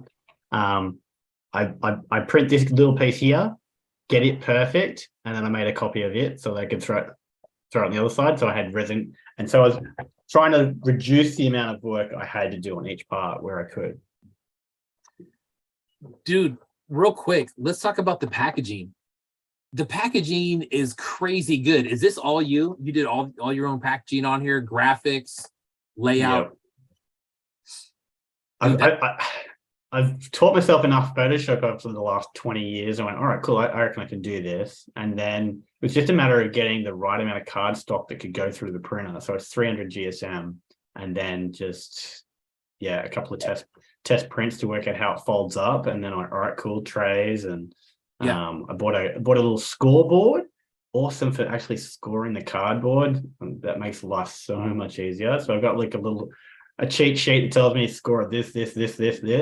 And then, with the insert and the bits that hold the sword in that nice positioning are all the offcuts of that card that just fold up and stick in. So I just whack on some Netflix or something, and then just go to town on the floor folding it up. I mean, the box takes just as long as the sword to make.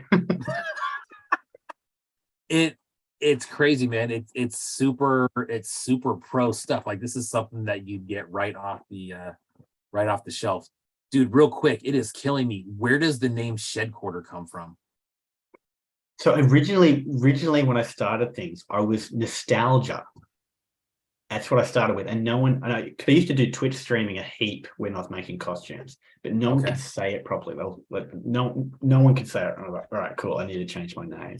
And I was going to be on a show for some costume building, and I was in my shed. I always referred to it as my shed, and I went, wait a minute, like, this is a shed, and I love a good pun. And that's almost my headquarters. So shed quarters it is. And I went, cool. Shed quarters creations. That's it. And then it's perfectly shortens to shed. It's like, yes, that is it. And then actually, Brian, the little coins you've got with the shed on Yes. it, that actually came from Damo that makes the shields. He's like, dude, you need to put your name on that. I went, oh, wait a minute, that's a perfect idea. So I was like, sweet. Shed's the perfect shortening, and it can be found the Lego font similar, and then just Exact amount of letters, just fucking nails it.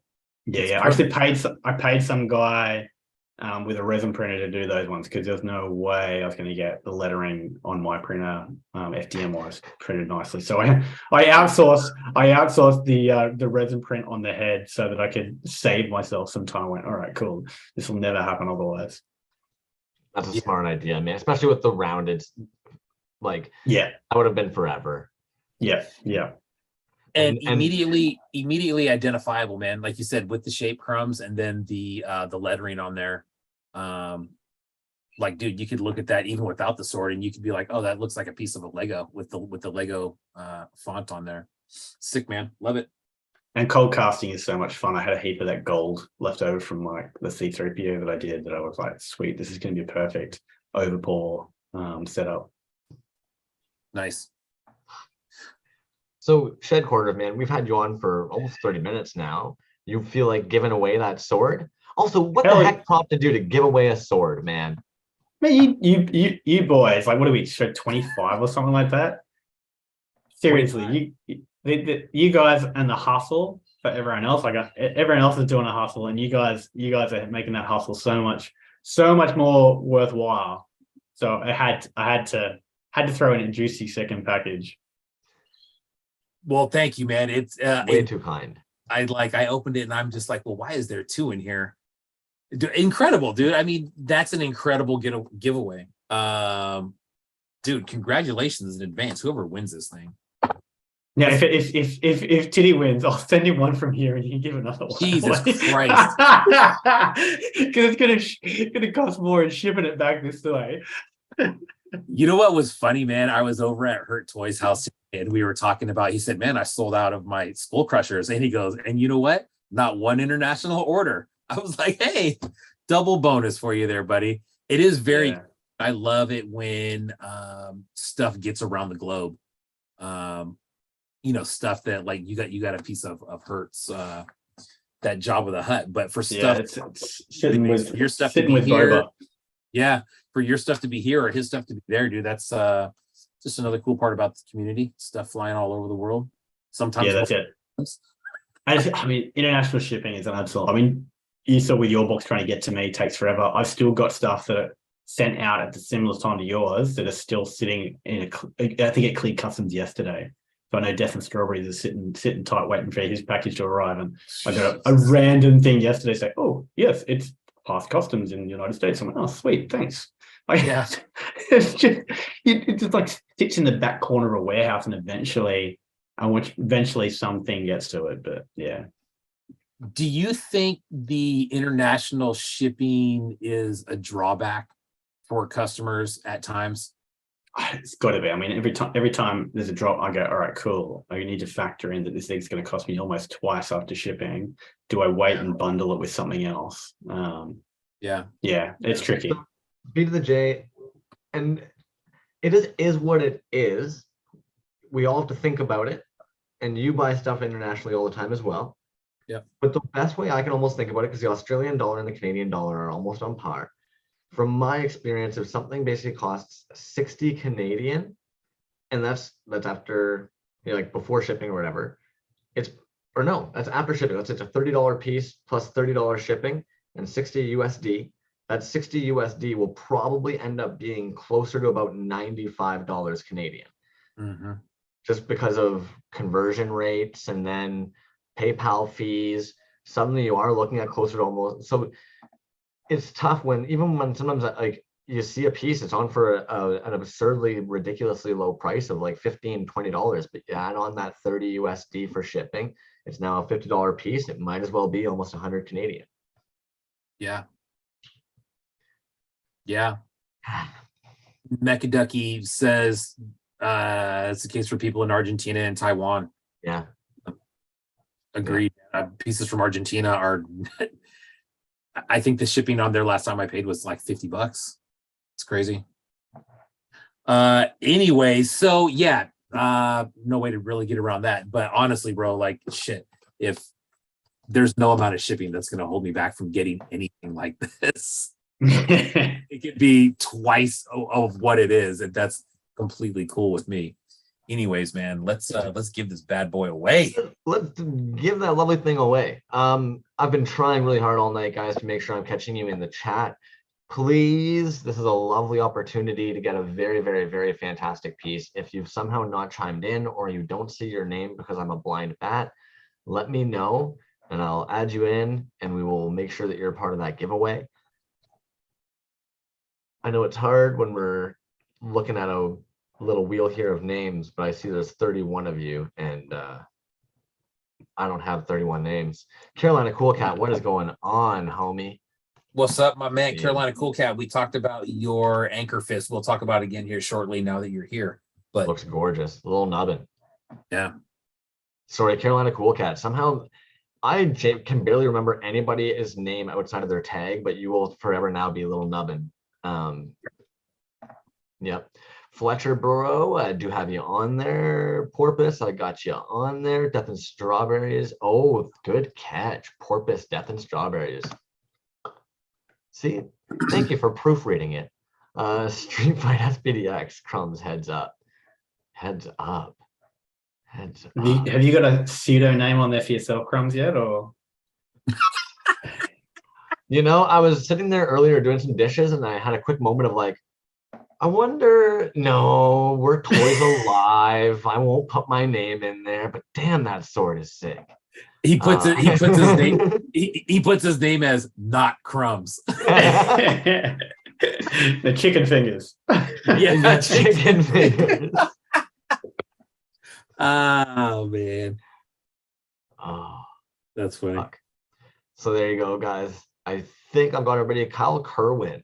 I don't know your IG tag though. That one's throwing me off. You and your human legal names.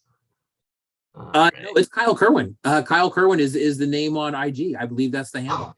I just don't know humans. Yeah. Alrighty.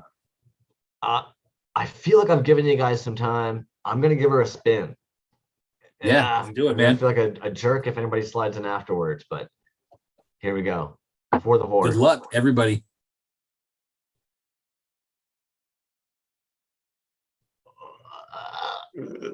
That would have been hilarious if it was Titty. Kumo P, that's my neighbor, homie. What is up? Kumo P.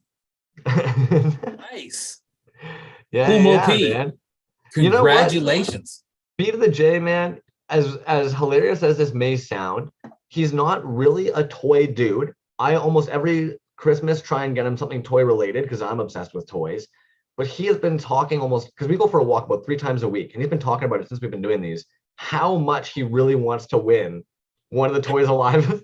I don't necessarily know why, but he has been dying to win a Toyz Alive giveaway.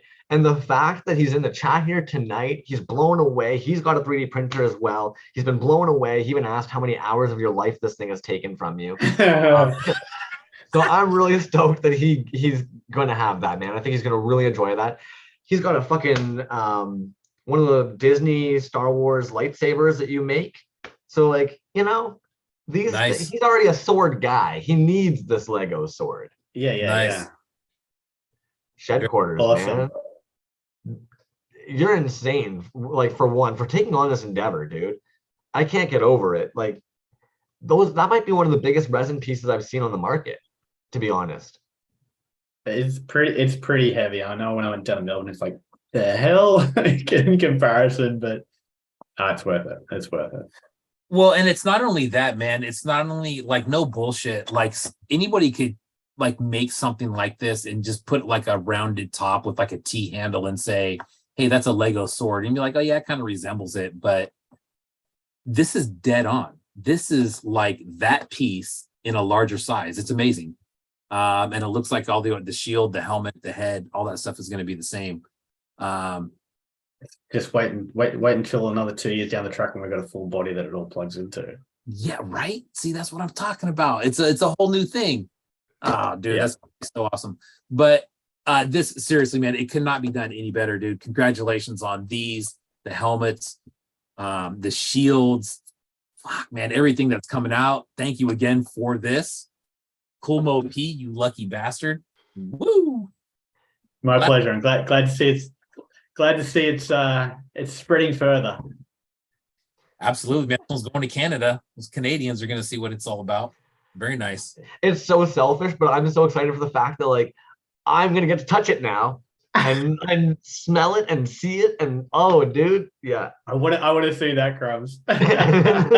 Oh, that's right. That's why Crumbs is so excited to look at him. He's like, oh, it's coming to my neighbor's house. Yeah, your neighbor's about to have a theft. Yeah, right.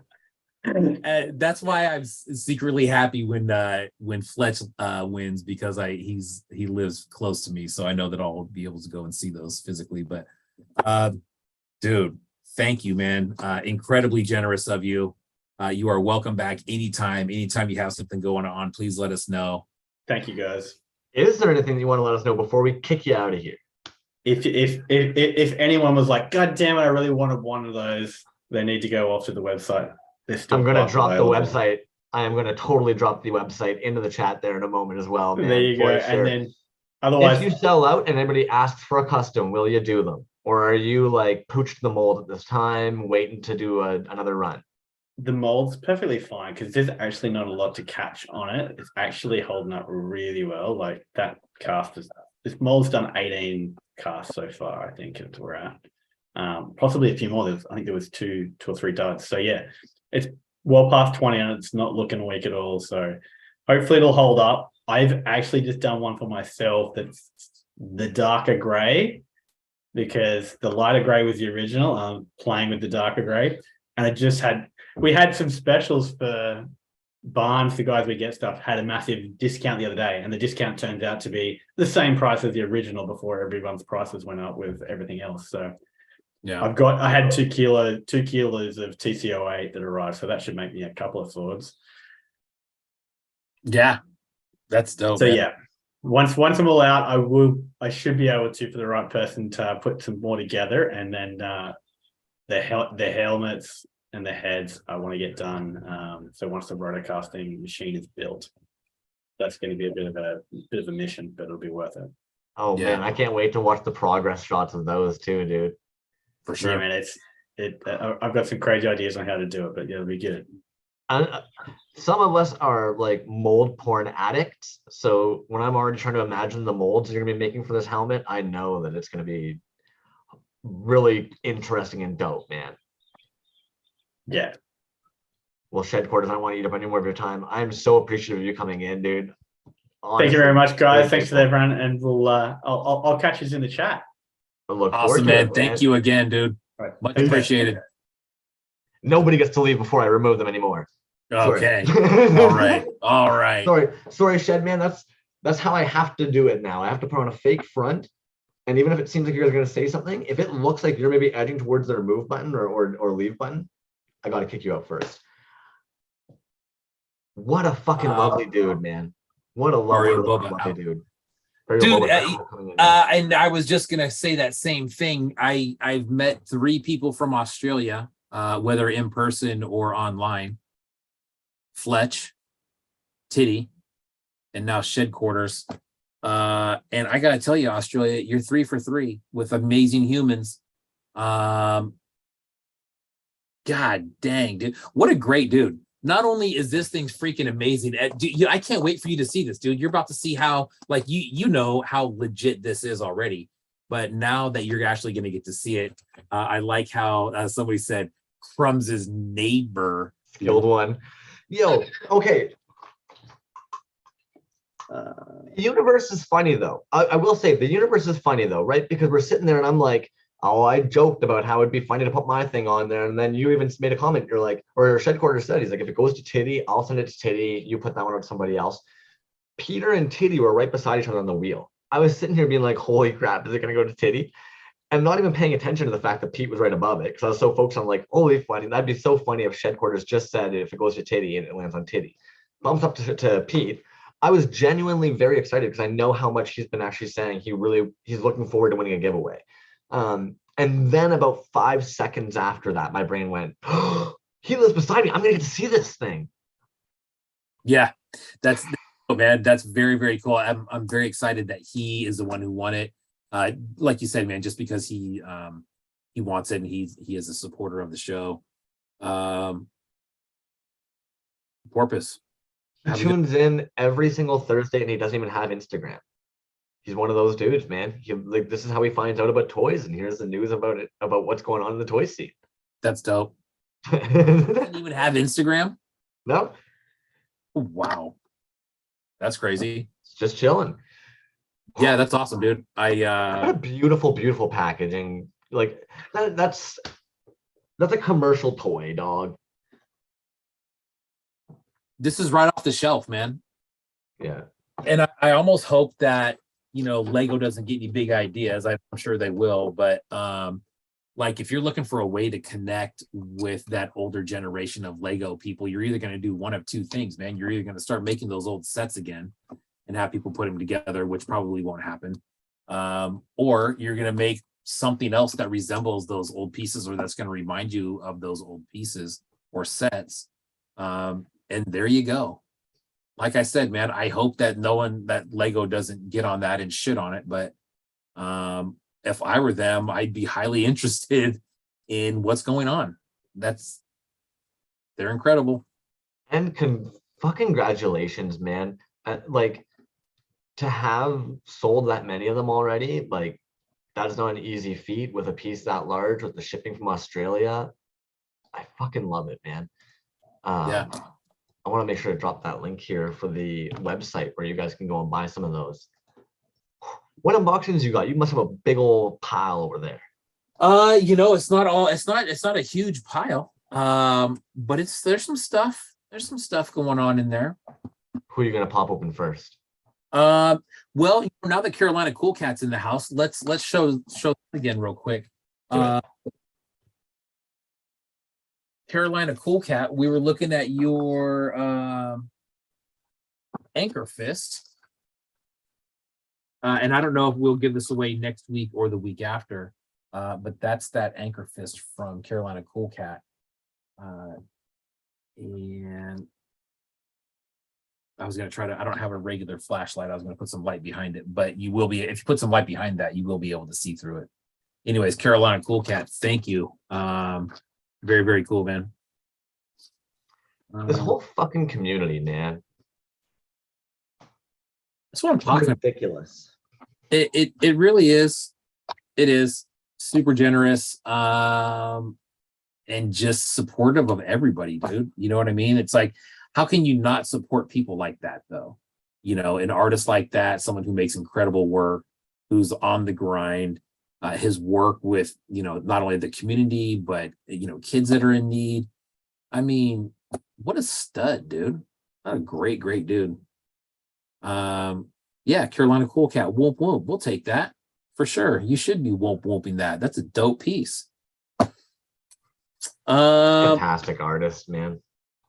Yeah, really, really cool, man. Dude, that scene down in Australia, where they have a complete bootleg store. You know, shit, I'm in California in the Bay Area, and we don't have that. I don't know of any bootleg store. I know people that carry both, but not of somebody who does just that. That's a storefront that you can walk into. So that is very cool. I don't see that too often here either. I think Trios Collectibles might have grabbed a couple pieces recently, but generally they don't stock them either. Yeah. I think it's a liability thing. Yeah. And the art is a nice loophole. Yeah, absolutely, man. When they were talking about how they kind of got around some of those restrictions and stuff, and then classifying under, you know, something else, so people can still have access to it. Very smart, and that's a great way to do it. Interesting about the shipping. The shipping is, you know, it's an issue. Yeah, it is. I wish there was an easy way around it, man. I wish there was some sort of distributor in the US that was more of like a hub, like a US shipping hub where international orders could come and, you know, send them a box of stuff at a really good price to really kind of cut down on the shipping. And I guess that could work, man. I know there is people that do that, but it's more of just like, hey, I got a friend who lives in the States who's going to help me distribute these pieces. But it's called the flea market.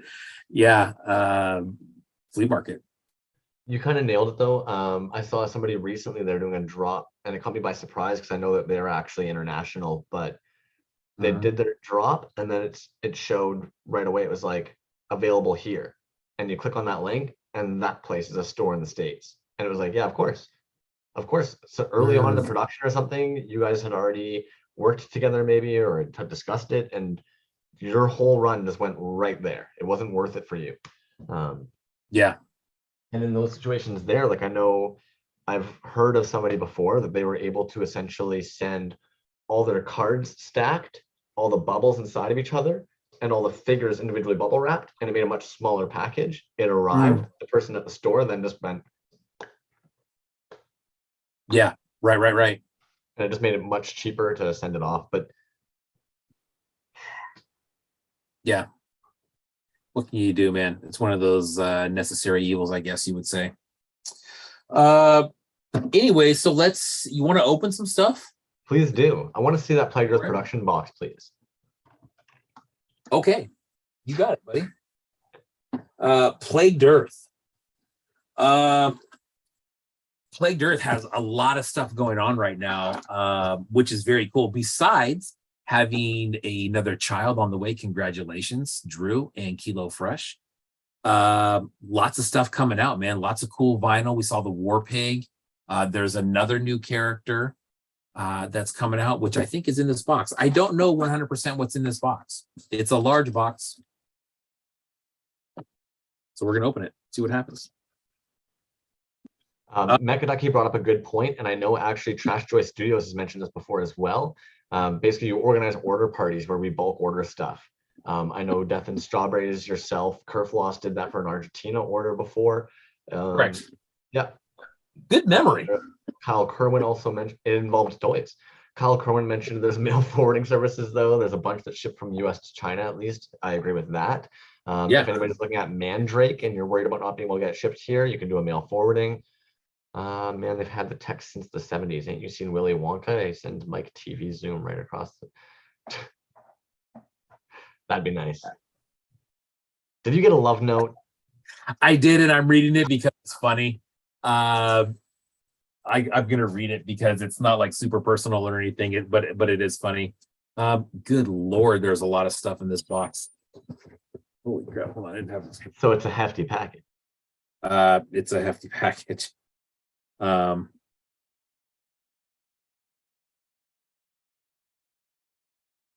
Sorry. I'm getting asked if I would like a McFlurry, and of course my answer is absolutely I would like a McFlurry. Hell yeah. So this says, for my buddy B to the J, appreciate what you're doing for the art toy scene. Thank you for making it a great place to be. Enclosed is some Plague Dirt Safubi and some Sliz Biz. Enjoy. Don't look the Sliz Oracle in the eye, though. P.S. Tell Fletch I said hi.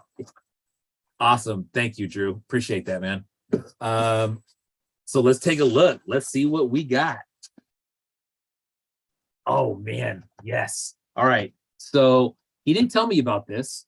This is very cool. This was a collab with Kilo Fresh. Woo! Okay. Kilo Flow.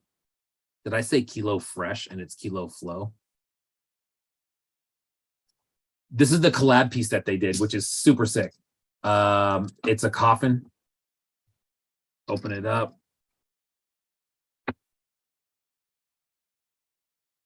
Dude, look at that creature in there. So it's a 3.75 static gold creature.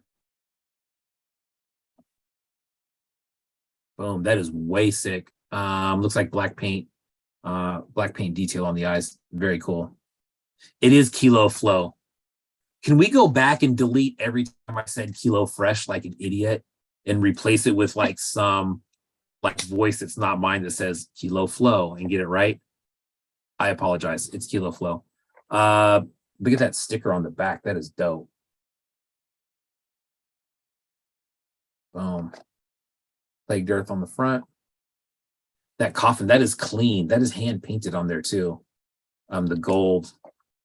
But that is, so the figure comes out. Dude, what a great setup on that. Holy crap, dude. Is it resin or is it wood? No, the coffin is wood, and it has metal on it for the hinges and the buckle here. But the figure is resin. It looks like the pieces in there of the skeleton, the bone, are resin as well. These stay in there. And then this is the kind of the display, which fits great in there. Dude, what a sick setup. Drew and Kilo, that is awesome. That is a very cool setup. Bam. So that's one. Yeah, absolutely. DNS, I agree. What an idiot, dude. And then I just kept saying it too, like it's the thing to do, right? There we go. Distasteful adult collectibles. God hates toy makers. And that may or may not be true. I don't really know. It depends on what you believe in. That is dope. These have been around for a while. The Slith, that's been around for quite some time. Oh man, this one. So these ones I've seen on his site. These ones have been around for a while. But dude, this is super clean. This is very bulky.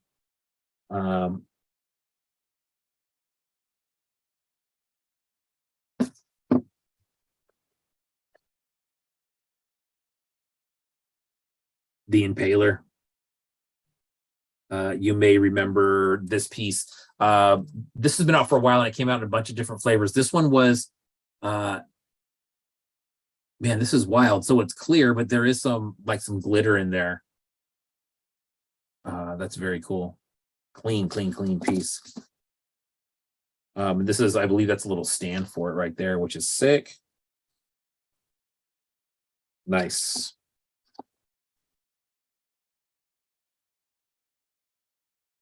Fletch, absolutely. That's exactly what this is.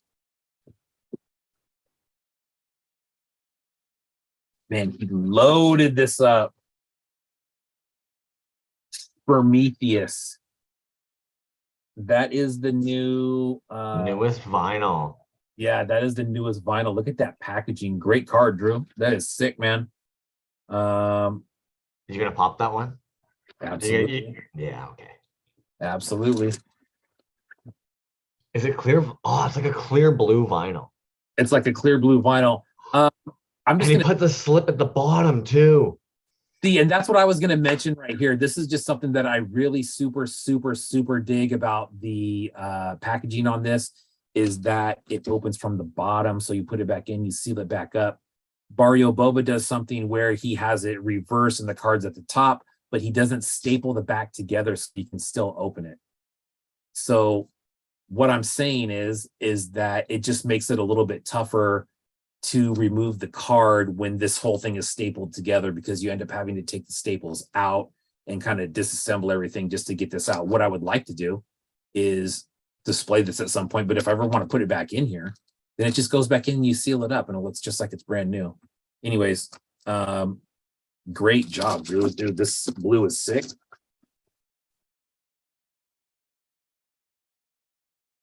Very clear.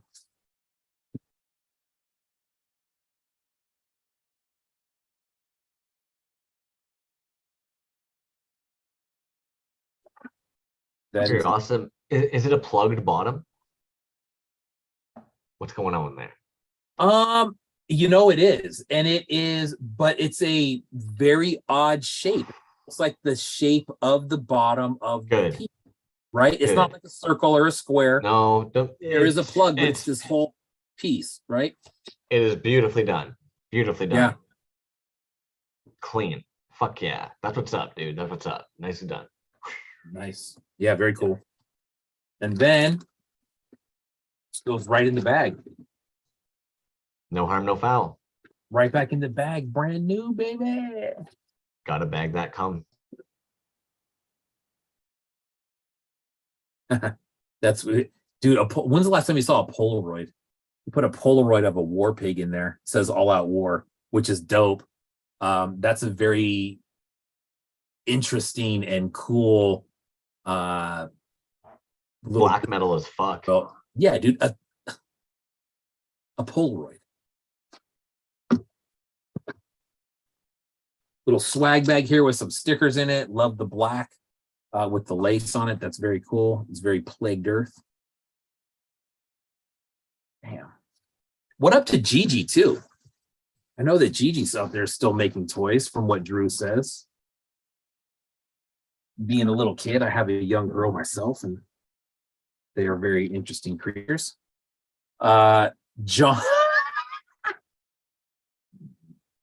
John Mayer Sob Rock 4-button set.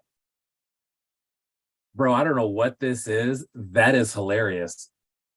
John Mayer Sob Rock 4-button set. That's cool. Ooh, baby. All right. So this right here is the war pig that I got. And when I asked him, I said, hey, man, I'm looking for something. I want a war pig, but I wanted to do something that is really Plagued Earth, like, you know, blacks or golds or silvers. That's what I think of when I see those creatures, those heavy metal creatures. And, you know, like you say, this one right here, the one that's in this box, you know, the gold with the black paint, like that screams Plagued Earth to me, right? Like I could see that. You could put that in the lineup with that character and that style, and I probably guessed Plagued Earth. Very cool. Now we're on to the War Pig. Again, great card, Drew, on that one. Sick. War Pig. And then it's, oh, god dang, that's sick. So it's red vinyl, and then we have like it fades into this black paint, and then the guns and whatnot are gold on the front. Sick work. I don't have a lot of vinyl. I have a little bit of vinyl. I only, man, and the plug on the bottom, dude, look at that. Yeah, that one, that's a really well designed plug, man. I love how it actually works in with the sculpt. It's almost like a two-parter, but then pops like the resin ones inside there. I really like it. It's clever. I like it. And really, you think of golds and silvers, I think of piss, dude. I think of piss and I think of boogers. Boogers was probably my favorite character to come out in the toy scene. I'm very regretting that like I did not end up getting one of those, some of the cannabis inside of it. Boogers was dope. But yeah, piss. Yeah, I mean, and that's very cool, man. I know what you're talking about, those pieces. And those were cool, man. I remember those were in the they were like in the little sample cups, right? When they were they were in urine sample cups. And right, boogers, exactly. The reason why I love boogers so much, again, man, I retain weird ass shit about this stuff. So boogers was a toy that he ended up picking up on vacation. I believe he was like 6 or 4, one of those ages, right? But the guy actually was on a little bicycle, the way he rides on a bicycle. When he removed him from the bicycle, the little peg actually looked like a little tiny wiener dangling between the guy's legs. He then brought it home. I can't remember if he used a lighter, scissors, I can't remember how, but he ended up making a hole in the dude's head, rammed an old grape inside of there, and then covered the grape by shoving a battery inside of it. Years later, his sister comes to visit, brings fucking boogers, and sure enough, he decides to resin cast it. Wow. So boogers is one I wish I would have grabbed, and it looks dope. That is a great sculpt. That's a great sculpt, really well called. And that paint app is dope as hell on it too, man. Great sculpt, dude. Very well done. Great piece, dude. That plug is nuts on the bottom. I love the paint. The gold detail is so many textures. Yeah. Dope. Cool, man. So, and then that's the your feeble cries will not be heard since your gods lies dead and buried in the ruins of the pearly gates. So keep that in mind. Accurate. Great card. So What else? that's going to be a that'll be the giveaway. Oh, no way. Oh yeah. Oh yeah. Not tonight, but it will. No, but still, what a Yeah. fucking guy, eh? And you know, I'll check with them and see what other stuff here was intended to be giveaways. I'm sure it's more than what we're just looking at here. Dude, great job, Drew. That War Pig is sick. This piece right here, though, the packaging. And thank you for putting your sticker on the back, or I'd be calling you Kilo Fresh to this minute, like an idiot. That's gonna display fucking dope. Oh, dude, that's what I'm saying. That is sick. With the bright green moss in there. Dude, that's money. That's money all day. That's a great display piece. And crazy packaging. Nice Plague Earth stamp on the front of the box there. Nice. Killer, man. Yeah. Very cool. Wow, that was a good box. Toys. Yeah, no kidding, dude. That was a great one. Thank you again. Congratulations on him too for breaking into that vinyl realm, man. I know that's not an easy feat. It's very expensive. It's quite the investment. Good on you, dude. Yeah. And they're coming up Congrats beautiful. again. Congrats again on the child forthcoming, I believe in January-ish. John Mayer Sob Rock. Classic. That's great. John Mayer is a hell of a guitar player. I've never seen Sob Rock pins though. I'd let him cry on my shoulder. He's a handsome man. He's a handsome man. That was awesome, man. Very cool. Gigi, keep making stuff out there too. I know she's got some cool stuff. All right. Next on the list. Let's Next on the list. how about Trash Joy? Shit. Okay, yeah, you know what? Actually, I'm gonna say this. If Death and Strawberries is still in here, fuck you, Death and Strawberries, man. His stories today were basically like every drop that I wanted and had to just like not look at. Cat Fans Forever, Trash Joy Studios, Mothman Republic. Eat shit. You got some good ones. I saw that same lineup, man, and every one, you're right. Are ones I missed out on 2 of those. I did get this one, the Trash Joy one. This is dope. This is just one piece in here. This is from this most recent drop. And usually, you know, again, really cool drops. You know, here's a bunch of pieces. Tell me what you want. I'll send you a bill. You pay me, I send. Nice. Button. Sticker. Trash Joy also going to be at DCon. Looking forward to meeting you, my friend. So here we go. This one, this was not the first one claimed, and I was blown away that I got on this. I want to say a few minutes late, and I'm surprised that this one wasn't gone. I thought for sure that this was going to be the first. Oh yeah, this is going to be the first. I thought this was going to be the first one gone. This is the Marge Witch. And the UV on this thing is wicked. Let me shut the lights off real quick so we can see this.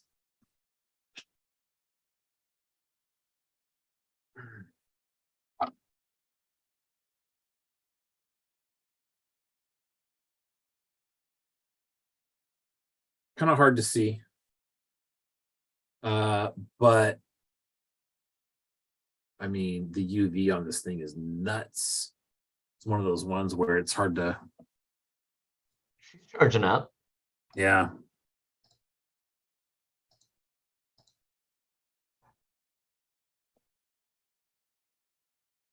Bam. Yeah, very cool, man. Nice. Love that one. I don't have a lot of Simpsons stuff, but I like that. Yeah, that's a good one. Yeah, very cool. And you know what was funny, man, is so if you read this when this post first came out, he was saying how rough they are, and they are. And there's bubbles and there's little flaws here and there. Dude, that's what I love about these, how bootleggy they are. Mm-hmm. They are super bootleggy, and he said that they were almost too bootleggy for Trash Joy standards. You know what's funny? And that's funny. But I love it. I mean, there's imperfections all over that thing. But I think that's something that makes it cool. Very, very cool. Trash Joy, love that dude's stuff. I keep two right here on my desk at all times, dude. Like, yeah, I keep on meaning to put them up on the shelf, but these two chickies I have open all the time, dude. I love those. Yeah. Yeah, those made an appearance in the Glow show as well. Those oracles, those are the pores, dude. I mean, look at the pour on that, and even the oracles that you have. They're insane, dude. I mean, here's one right here that.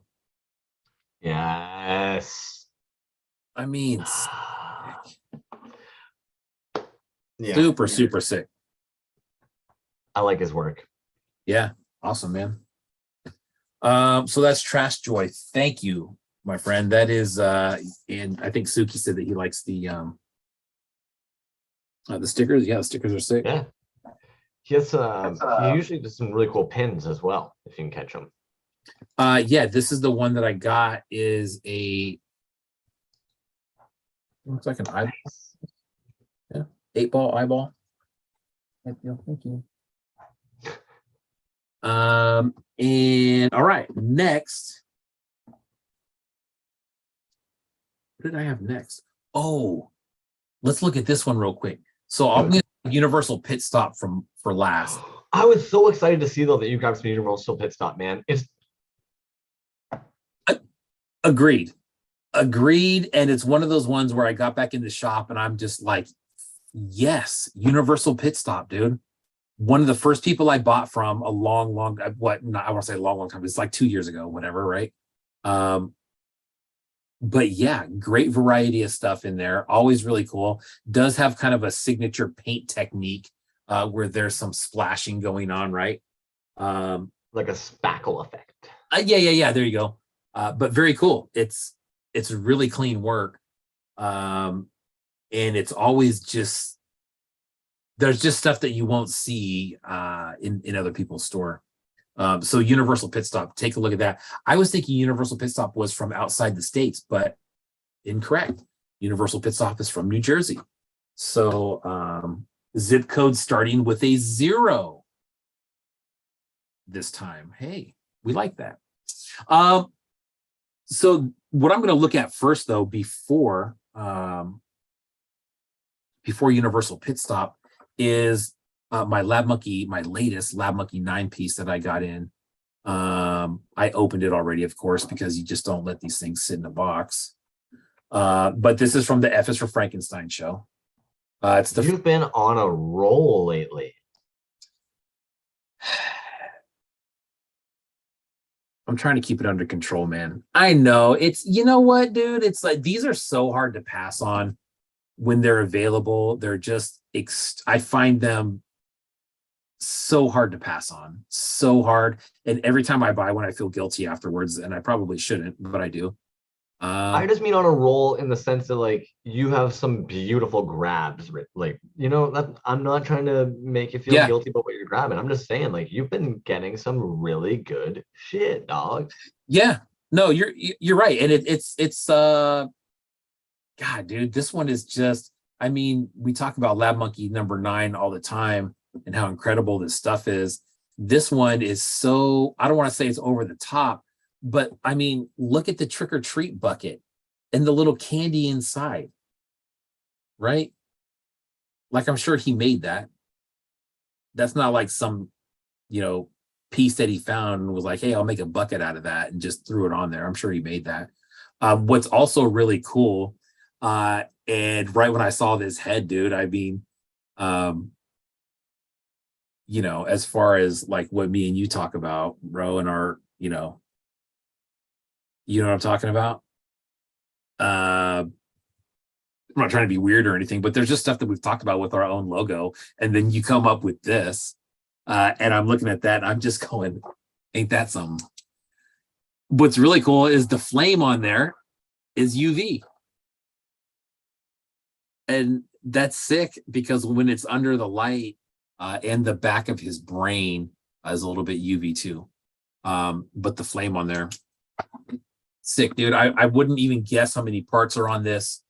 There's a ton, and it's just a beautiful piece, man. Yeah. Yeah, he crushed that. Like he always does, but that's an absolutely absurdly beautiful piece, dude. Crushed that. Yeah, really cool one.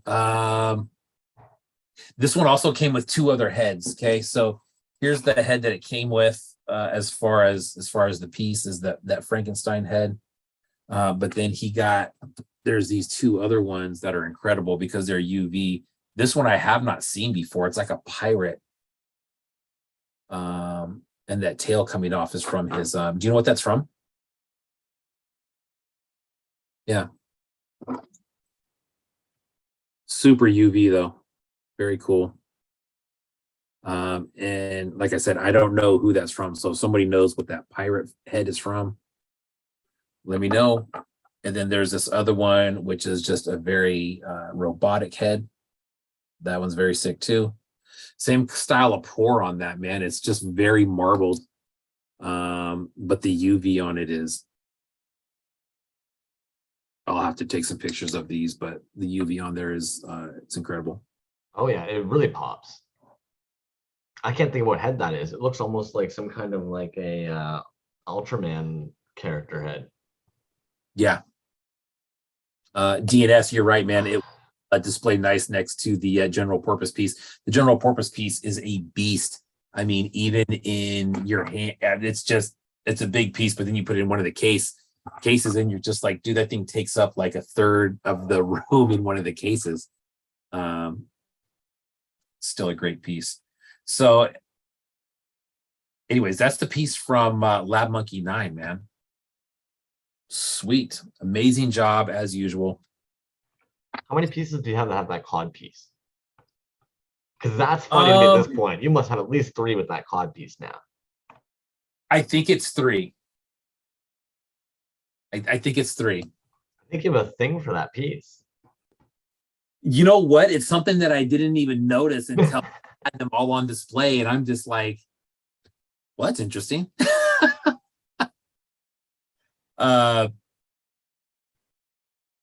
Dude, the work on there, when you really look at these pieces and you start breaking it down and you start seeing like this metal tubing, right? I mean, it's not metal, but it looks like it. Like that's all a separate piece that was cast and stuck on there.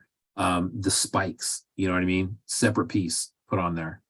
The head with the flame and the engine and the brain and the tubing. Like how many pieces are in this head alone? It's not one. Next level stuff, man. Straight up. Okay. I try not to let it eat at my brain too much, but I do actually get a little bit like infuriated that I can't figure it out between him and Porpoise and Magoob. There's something about the resin or the pigment or the process they're doing. I don't feel their toys like theirs. Yeah. I don't know what it is. It bugs me. Yeah. Calico Chris, what's happening, man? Sorry I'm late, just watching the Phillies lose. That's bad news. I want the Phillies to win. I am not a Houston fan. I don't think anybody should be a Houston fan, and we can argue about that all day. But the Phillies lost. Well, that sucks. I did see Schwarber go a yard. That dude's a beast. All right, Universal Pit Stop. Let's do it, man. Universal Pit Stop. Very cool. If you're not following Universal Pit Stop, take a look. There's always stuff in the shop there, multiple stuff. And even though there's a lot of stuff in his shop right now, it's kind of on the lower end. Like as far as quantity goes, usually there's just like tons of stuff on there. And I know he cleared a bunch of stuff out. end of last year, maybe something like that, maybe earlier, but still a really nice selection of stuff in there. Universal Pit Stop.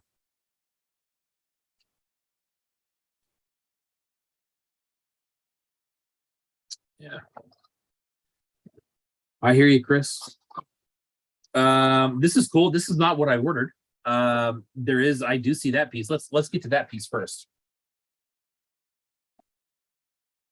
So this was cool because I'm starting to get a little kind of just odd collection of pieces that are like this. So that's a mossy droid, which is awesome. It was, the paintwork on there, and then the other little pieces of moss. It's going to look great next to the mossy Chewy that I have from Baba Drock.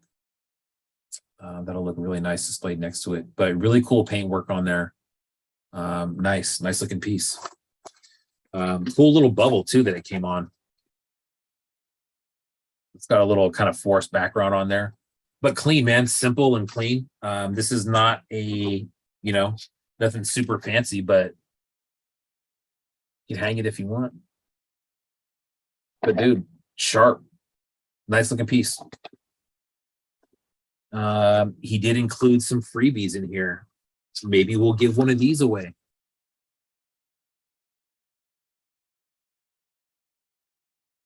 I don't know what that is, but that's dope. That's way cool. That looks like it's something that's might be kit bashed together. Looks fun as hell though. It is, man. I don't know what that is. That is way cool. Yeah, if anybody has seen that on his page or anything, that's not something that I've seen before, even on his page or on his thread. So that's awesome. Sick.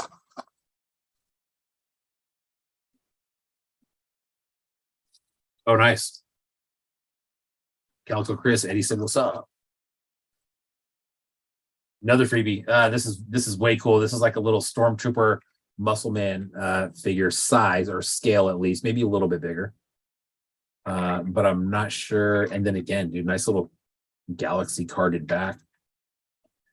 The cards on these, this is where the card back slides into these slots on the side. There's been a couple other people. Dark Rainbow uses something similar to that, which is cool. Nice setup. And then this was the other piece. So check this out. This came in like a Chinese food takeout box, which was cool. But this is just this looks like a droid. Now he does have a series. It's got a spray can top. So he does have a line on his page called Cap 10 Solo, CAP-10 Solo. So Captain Solo. And it's a Han Solo with this spray cap head, which is what this looks like, but it's obviously not the Han Solo body, but this has some sort of droid. But those are sick. It's like a saw and then a drill. That's awesome, man. Universal Pit Stop. Check out that account. It is not a Keshi like material, Kyle. It is it's solid. I'm going to I'll tell you exactly what that is right now. Yeah, it's solid. So not Keshi style.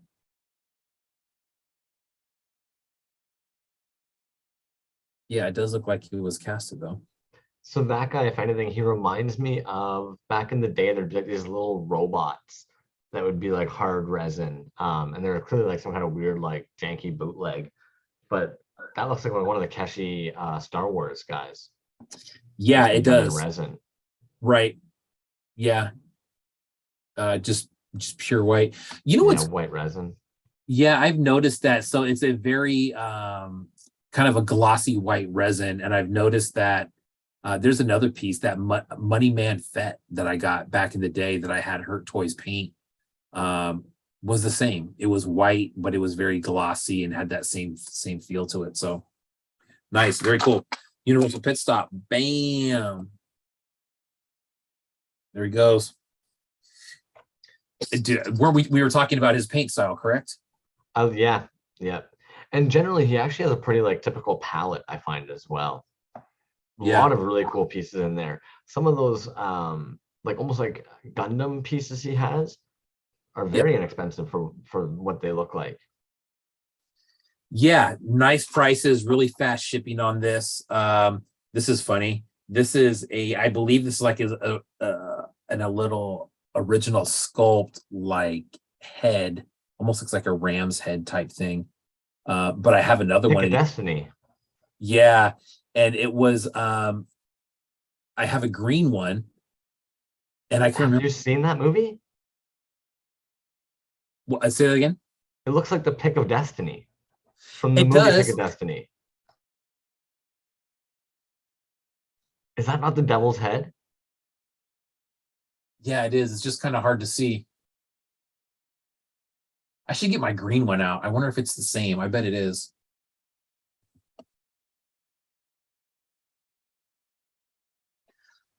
Universal Pit Stop, very cool. If you're not following that account, do yourself a favor, go follow it, or at least check out the. There you go. That's it. Yep. And I had to. yeah, the other one that I have is green, but it's more like a jade color, I think. But yeah, good spot, dude. That's it. There's some splatter on this. I don't know if you can see it on there. There you go. You can kind of see a little bit better now. But anyways, very cool. Universal Pit Stop, great box. Thank you very much. Cool work, man. Lots of Crushed it. Yeah, there's some original Kit Bash stuff going on there. Lots of robot droid type stuff, which I think is always cool. Dude, I think that's it. You laid down the line. You slammed her. Yeah, that's it, man. I'm gonna dive into if you don't mind. Somebody dropped something off here. Has been Toyz. Look at this guy. All right, I didn't know you had open. I guess I should ask you if you have something to open, and I will advertise accordingly. I honestly had no idea if it was going to be in the mail yet. I came home tonight, I saw it, and I messaged Hasbin. I let him know it arrived. And now here we are. Well, you're just chilling, man. We're just hanging out, talking toys. So I always find it comical off the hop when he uses these, because here in Canada, these remind me of cannabis tainers. Yeah. There's some dispensaries out here that use those as well. Fair. Has been to. Nice. I'm gonna have to pull some of this off here. Now, I think I know what this guy is, because he mentioned he was gonna try something with some rubber and some resin, and he mentioned it might be a little sticky. So Hasbin, man, I'm really sorry. I'm trying to get all the fluff off of him, but I'm stoked on this. It's a black and white little bear. Oh, you got that bear. So that's supposed to be resin, and I think it's supposed to be the resin and some of the rubber that he had left when he did the Bendy Boys. But some of you guys know how I am about the black and white, and admittedly, I am a fan of the bears because fun times. Nice. Holy cow, man! And okay, I can't avoid it. I already saw it. Mind blown off the hop here. You already know how I feel about molds. Yeah. Man. What the fuck, dude? So that's his ET mold. Look at those big old nubbin registrations. Huge. And the details, man. Dude, what a great mold. That's just it. Colin, man. Thank you, dude. That is wild to me. Fuck. I always think of mold pieces as literally, you know, in Lord of the Rings when they're pulling the Uruk-hai out of the fucking like ooze pit shit. That's how I think of molds, man. Like this thing breeds all the other pieces in a run.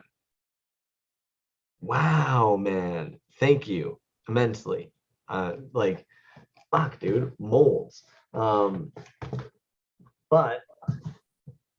a Salacious Crumbs. So I'm gonna carefully peel this off. So fun facts with crumbs that I find comical. One, jester. Me, a little bit of a jester sometimes. Crumbs, delicious. Me, yeah, pretty delicious. But also, I just find it jokes that, like, at the end of the day, man, like, there's another crumbs out there, salacious crumbs. That fucking header. I think you guys have seen a couple of these at this point. Dope.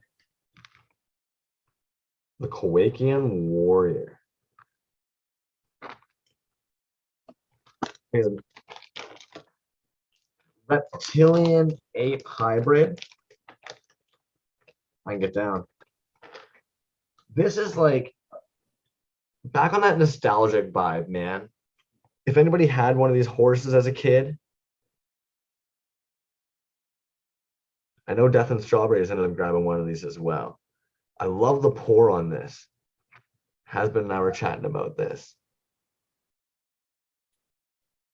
He's got like the clear transparent going down to like almost blue in the legs. Oh, look at that booty. Oh yeah. It's dope. He gets some really clean casts, dude. Mm-hmm. Yeah. Like, fuck. That belly. That transition's actually really nice. I was itching to see how that ended up like coming together, man. To fuse the cowboy body with salacious crumbs. I think there's some sculpting work in there. And that's genius. Reduce on that resin. I bet that mold looks whack, dude. Colin, man. That's a beautiful piece, dude. It is. Holy heck. I was surprised, dude, when I got that. I was thinking to myself, dude, that's crazy that that's a solid horse. And then when I got it and I looked at it, I was like, dude, that's even crazier that it's hollow. Yeah. Yeah. I think we've discussed it a few times. Has-Been's really quiet about how skilled they really are. They just pop things out every now and then, but they don't really, they're very, very humble. I guess that's what I'm looking for. Yeah. Like, damn, dude. The metal flakes in there. That like transparent wisps into the blues. Stupid. That's sick. Right, dude. Great pour on the figure too. Oh, hell yeah.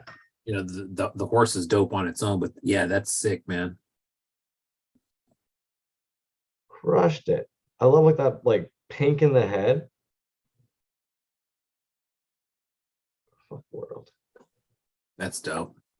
Colin nailed it, man. Absolutely fucking nailed it. Colin has skills for days. I agree with that 150%. Will? Okay. Also, an unfolded header, which is just really cool and super generous, man. You can just play it beside the figure. Clean. Clean as hell. Colin, I know that you outsource your cards. Drop that in the comments, man. We've talked about it before because they are clean. Great graphics and colors on the header card for that, dude. Super sick. Oh, yeah. Okay, so maybe this is the rubber guy. Maybe I messed up. Maybe this is the rubbery guy because this guy feels like rubber. Looks like one of those root beer candies. It does. Damn, dude. Yeah.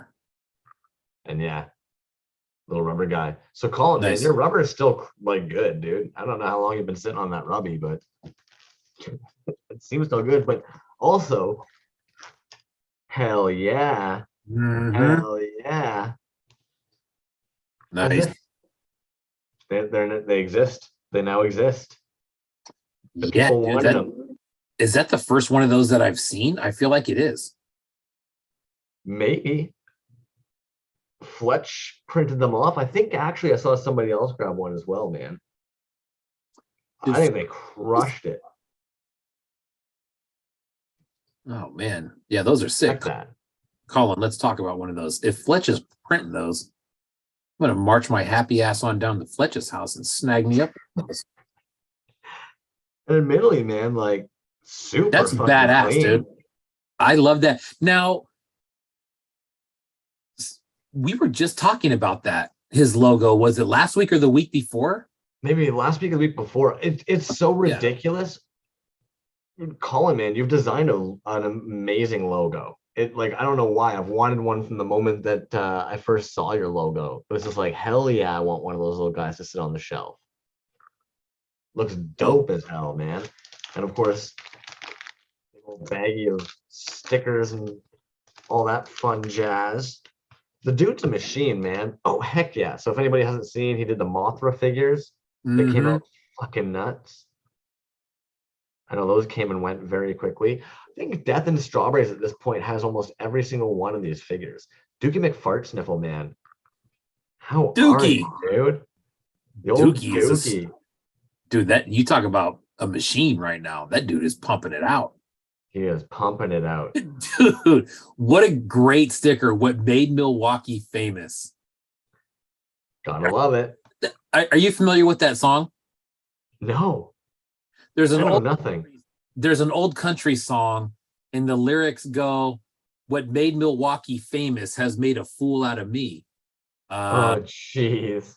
Talking about beer, and it's been redone a couple different times. The latest one that I know of is done by Charlie Crockett, who I love. If anybody is down with Charlie Crockett, that dude is sick. But the yeah, dude, dope. God, I love that. Yeah. I'm jealous of your logo figure, bro. Straight Grail, up. though. Sorry, man. That's a grailie. Fuck, dude. Yeah. I will never get over fucking molds, man. They're insane to me. And Colin, dude, this whole thing is wild. What an undertaking, dude. Mm-hmm. Sick. The toy boys are just wild these days. I use boys gender encompassing because it's with a Z. But yeah. Yeah, right. That's dope, man. That's a great box right there. Killed it. Dope too. Love that little guy, man. That would be really nice to put on the shelf. Thank you. The thank black you, and thank white you shelf, very much, even, man. The power shelf, man.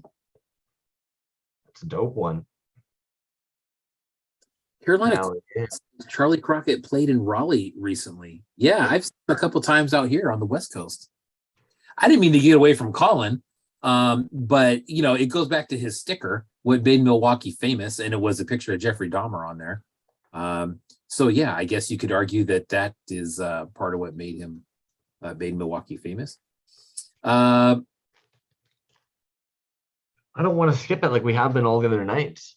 Did you want to do the under 1,000 followers and pieces under $35?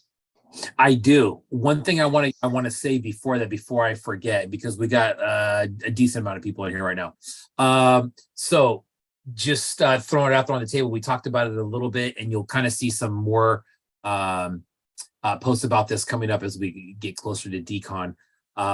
Fletch, Tycho's Tacos, and Spice Dreams have their own booth at DCon. Their own booth at DCon, not table, their own booth at DCon, where they will be selling stuff from various artists. I know that there's a few people that are confirmed already. Fletch, if you're still watching it, you want to jump in there. I don't want to steal your thunder, bro. So if you want to, you want to pull Fletch in if he's chilling? If Fletch, if you want to hop in, I can fire you a link if you wanted to kind of tell us about it. Yeah, Fletch, completely up to you, bro. I know that when we have our DCon show, which is going to be either next week or the following week, I was hoping to have him on to have him talk about it. He hasn't really talked about it too much because the booth is paid for, but they haven't given a number yet.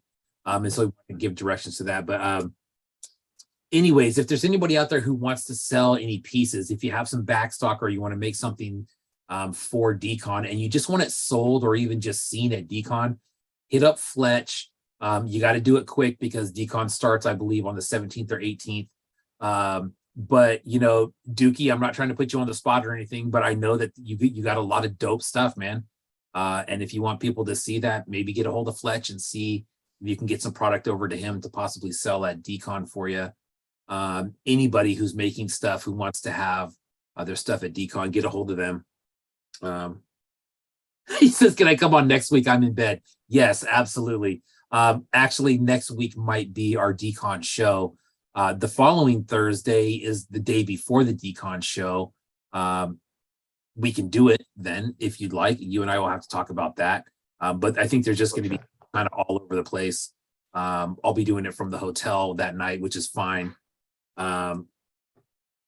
Yeah, Dookie, that's what I'm talking about, bro. I had you in mind right when Fletch kind of started giving me the breakdown on what he was looking for. But there's a lot of people who are in that same position. Wendigo, Hurt Toys, these people have backstock that are basically saying, take it all to Decon and sell it.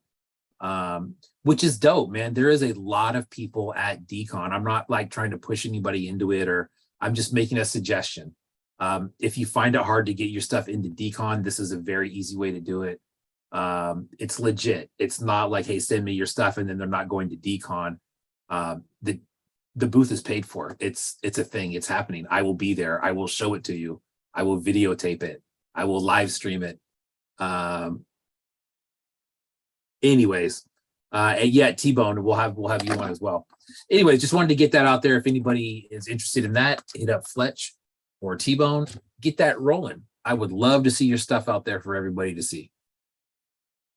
And I did just drop Fletch and Spice Dreams Instagram tags in their handles in the chat there. If you guys want to get to their links and add them to be able to chat them up. Nim Studio, you're right. It is coming up quick. Crazy that you're going to be in California. That is crazy. It is somewhat surreal. Last year was the first year that I had gone there, but it is a little bit surreal, dude. Talking to everybody online and seeing everybody online and chatting with you and then seeing them in person is just a whole different experience, and seeing all their stuff there. You know, just what's crazy is you see these pieces that are so hard to get sometimes, and then you go to Decon and you're like, holy shit, there's a whole table of them. Motley Miscreations, man, was really hard for me to get stuff. And then I walked by Decon and just kind of walked by him and didn't even, and then just kind of backtracked. And I'm like, holy shit, there's Motley Miscreations and there's all the stuff I can never get sitting on a table. They're like, would you like to buy this? And I was like, yes, I would. Anyways, looking forward to it, man. Monster Vat's gonna be there, dude. Monster Vat. Well, I'm gonna say this: Monster Vat will have pieces there to sell. Stoked, man. Think of everybody who makes pieces in this room, right? And if they were at a table and had all their shit out there for sale, that'd be sick. That can happen. Make it happen, Captain. Yeah, basically just like that. Just like that. Yeah, Carolina Cool Cat, make it out to the West Coast one day, man. That would be super rad. They should have a big toy show like right in the middle of the country. And just so everybody would be like halfway for everybody, you know? Make it happen, Crumbs. On a riverboat. We'll get a cruise ship and it'll just pick everybody up at all the different ports. Hey, let's do it on a riverboat in Oklahoma, and that way, like, everything's legal. We'll do it on native ground, and you know, it's the rules don't really apply out there. So we can run our resin casting party all night. That's it. That's it. Just generators and pressure pots cooking. He wants it. Kyle Kerwin in Des Moines, Iowa. Wow, that'd be nuts. Is T-Bone saying hit him up? Oh, he's wide awake. Yeah. So if you want to talk, if there's anybody who wants to jump on that right now and talk about Decon with Spice Dreams, go ahead and hit him up. Bug him. If it's too late for you, get a hold of him. I would say probably by the end of the weekend, because time is ticking. Time is ticking. All right, let's hop into figure in shipping. Yes, that's the biggest thing. If you have to ship them to them. Yeah, it's a time crunch at this point. So. Alrighty. Oh, nice. Yes. So we're gonna start off 71 followers. And these look fun. C3PO? Am I wrong? No, that's not C3PO. I don't know who that is. But yeah, we're gonna start dropping some accounts under 1,000. Here we go. Boom. 1 trillion D bootlegs. Boom. You and I were discussing this artist, but if we didn't do the under 1,000 last week, then you folks can get a chance to see this individual. I'm stoked on these. These look like a lot of fun, in my opinion. Big old chonky boys. Mm-hmm. Some kind of slashes on the chest. Even this looks pretty fun, but I'm very intrigued by this guy. I'll be honest. It reminds me of something off of like Samurai Jack. It reminds me of Big Hero 6 for some reason. Oh, that's a good one too. Yeah. Murder Bird's been in the scene for a while. Mm-hmm. Does a lot of work with Plastic Pizza. Mm-hmm. I would finally give them a little shout out and some love. They're still sitting at that below 1,000, guys. Come on. What's that Strange Cats ad? That looks like Beast Rex art right there. Let's take a look here. October 15th. Yeah, I guess it was a show that we somehow missed down in Tampa, Florida at the Strange Cat Gallery. October 15th. We missed it because we're idiots. Yeah.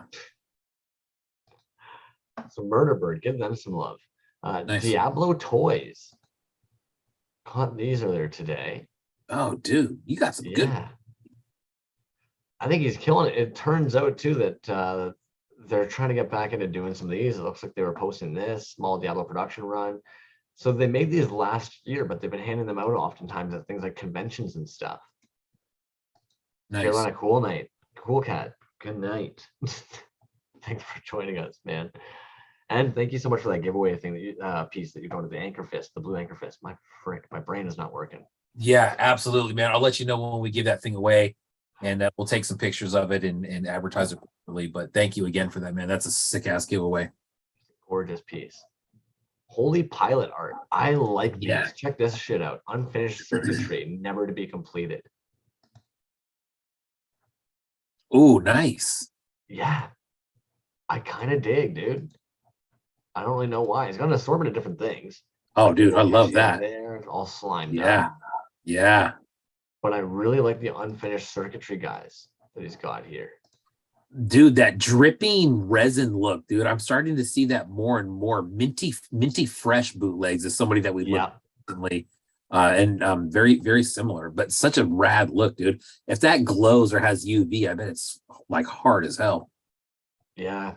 Sometimes I wish they would accent that, but maybe they're often not even thinking about it if they don't have a UV light. Because this looks like it would have some glow to it, you know? Yeah. But oh, there you go. Yeah, there you go. That's what the people want. Dope. Yeah, so that's Holy Pilot art. 79 followers. Wow, I saw Figure X with a comment on one of those. How about that? Figure X. That's how she goes sometimes, man. Yeah. Micro Giant's been in the scene for a while, still sitting under 1,000. Thought we'd show some love. And while we're over here, get a double whammy here. 2 birds, 1 stone. An under $30 piece. And oh, wow. Under 1,000, man. I'll admit too, like I'd love to see some of these smaller guys come back. I know these are wax ones, but some people, he did a small run at one point. There we go. They were going so fucking fast. Yeah. Oh, those are sick. And then we just haven't seen them again. And this was a really fun drop, in my opinion. But like, it was done pretty quick. Those are sick, man. A lot of fun. Yeah, those are sick. So Micro Giant, go hit him up. And you know what? Like, I know maybe he's actually still got some of those kicking around in the old workshop. I know how that happens sometimes. Oh, I think he's over in Iceland. Maybe I'm wrong. Oh, wow. I probably have that wrong. Hence the meat. And really, I know we ended up having Hence the meat. We showcased it a little bit the night that Fletch ended up getting a piece. But I couldn't get over. Dude. Okay, number one. I can't believe, number one, that I don't have anything from this dude. His account got hacked a while back, and I think he had, Okay. remember that. And then which was funny because whoever hacked it reached out to Hurt Toys like directly, and he thought that was really weird. He had never talked to him before, and it was like simultaneous. I found out that he had advertised that his stuff had gotten hacked, and then it happened right away. But dude, incredible art, incredible shirts. I want that Deltron 3030 piece. I want the kid from 3030 piece. Dude, I want the cool Keith figure. He does so much work still. I feel like it's one And of it's those. dope. Yeah.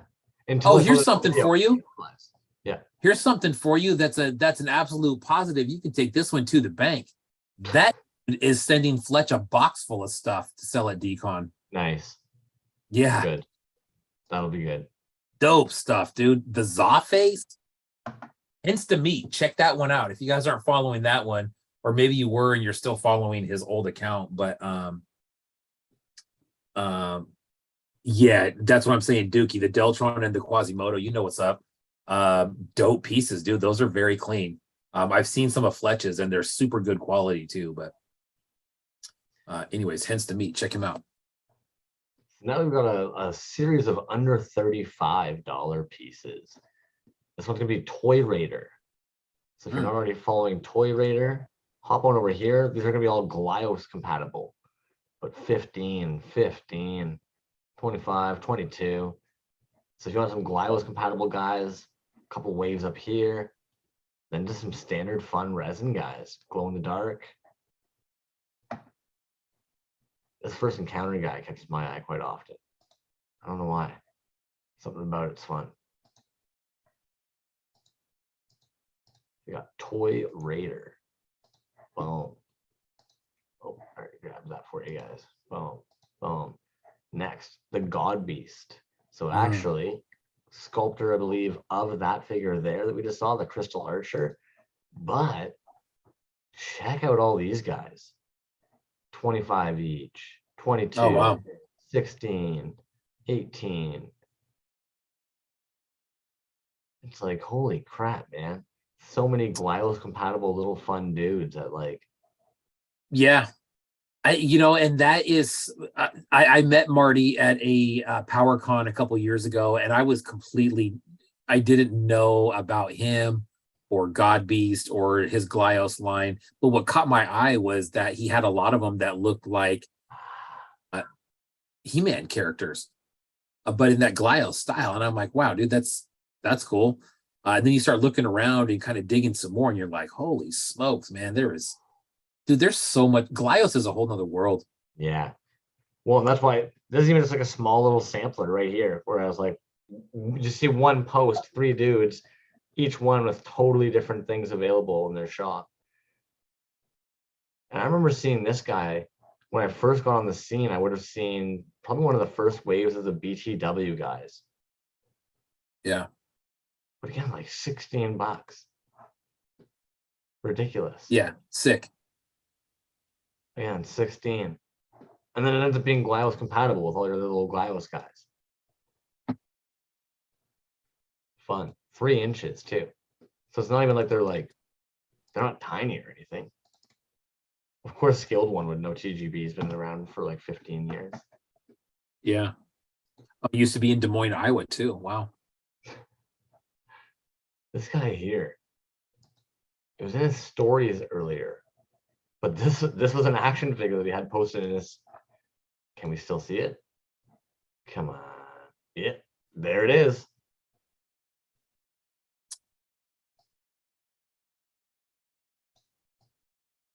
So this guy is pumping out some fun shit. So it says, shout out to Lynn's the Rat Boy for letting me something on the story. Right, let's take a look. But Lynn's the Rat Boy, that its name sounds familiar because that's an account that I think either just started following me or liked a couple things maybe on our account page. Yeah, I remember that picture. I thought that was crazy. Okay, so it must be based off of artwork on this page here. Gotcha. That's a nice shout out, man. Cyborg Soldier. There you Good go. on him, dude. Camaraderie coming through. We got there, folks. Nice. Lynn's the rat boy. I'll make sure to send that over as well. Damn, you decoded that one fast. Hey, Kyle Kerwin, that's a good question, man. I would bet God Beast designed an OMFG. I'm going to look into that a little bit more. Okay. If you didn't make an OMFG, I wouldn't be surprised if you participated in some kind of small miniature production run series. So as somebody I came across recently, the Last Resort Toys, I believe, actually, and there's like 6 different artists. Each one did a different piece in that run. So maybe it's something like that. There's Lynn's the Rat Boy for you guys. But Bootleg Toyco, 2158 Canadian, 1438 Canadian, 2158 Canadian, and 3884 Canadian for a painted. That's almost free in the States. Well, not once you had shipping. It's 74. Yeah, there you go. That's cool. Man. Oh, that was a rad piece, man. Brings us to our end of artists with 1,000 followers or less. Boom. Got them in there today, folks. And it looks like we're actually going to be under the 3-hour mark. I know. I didn't want to jinx it. What the heck? I almost said it at the beginning of the show. We covered a lot this evening. We did, dude. And again, shout out to Shed Quarters. That dude is amazing.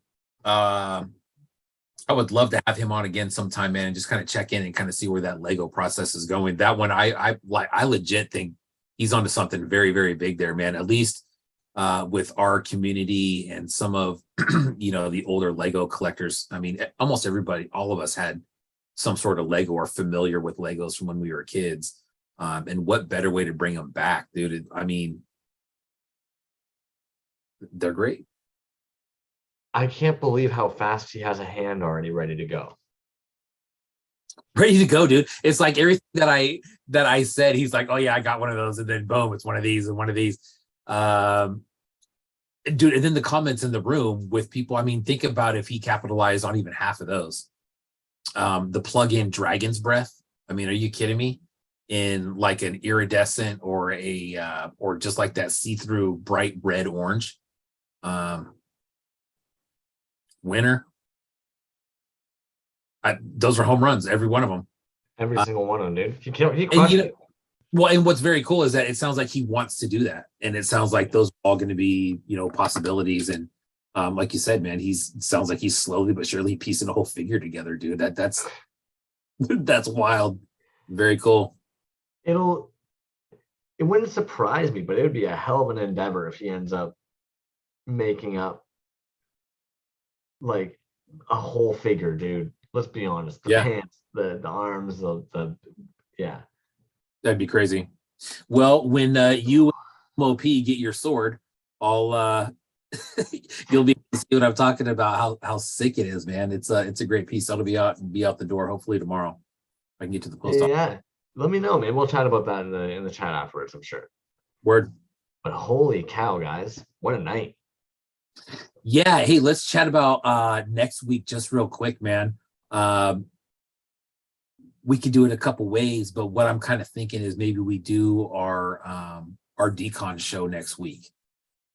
It might be tough to do it on the Thursday, before it starts. But I was thinking, man, maybe we run it just like we did the F is for Frankenstein show, where we just, you have a zillion tabs pulled up. We'll do some research on who's going to be and what their exclusive decon drop is.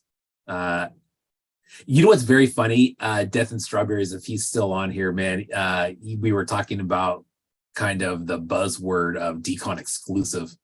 And he said it kind of makes him throw up in his mouth a little bit. And I just laughed, dude, because everybody says it, right? Everything's that no matter what you have coming out around this time, it's a decon exclusive.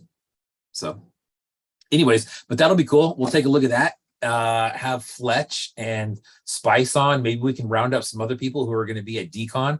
I'd love to have them in and just kind of see how they're feeling. I Love it, dude. If anybody also, you know, if you guys have collections you want to show us, hit us up in the DMs. We can always schedule that in. If you've got new pieces, unboxings you want to do with us, let us know. That Nim Studios hoodie, Nimmy boy. Dude, what a gem. If anybody's not following Nim Studios, please get on it. The dude is an absolute fucking gem. And his hustle is insane. Yeah, absolutely, man. That's going to be a fun meet at at Decon Shed Quarters again. Thank you for that, my man. Incredible giveaway there. Insanity.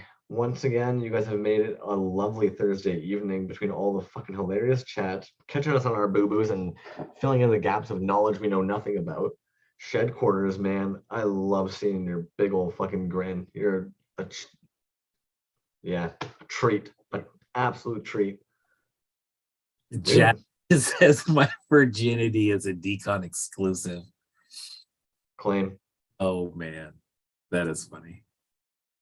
That's gonna be my new thing from now on, man. If I want it, I'm just gonna start claiming it. So Jazz Wiz, tonight, you. Claim.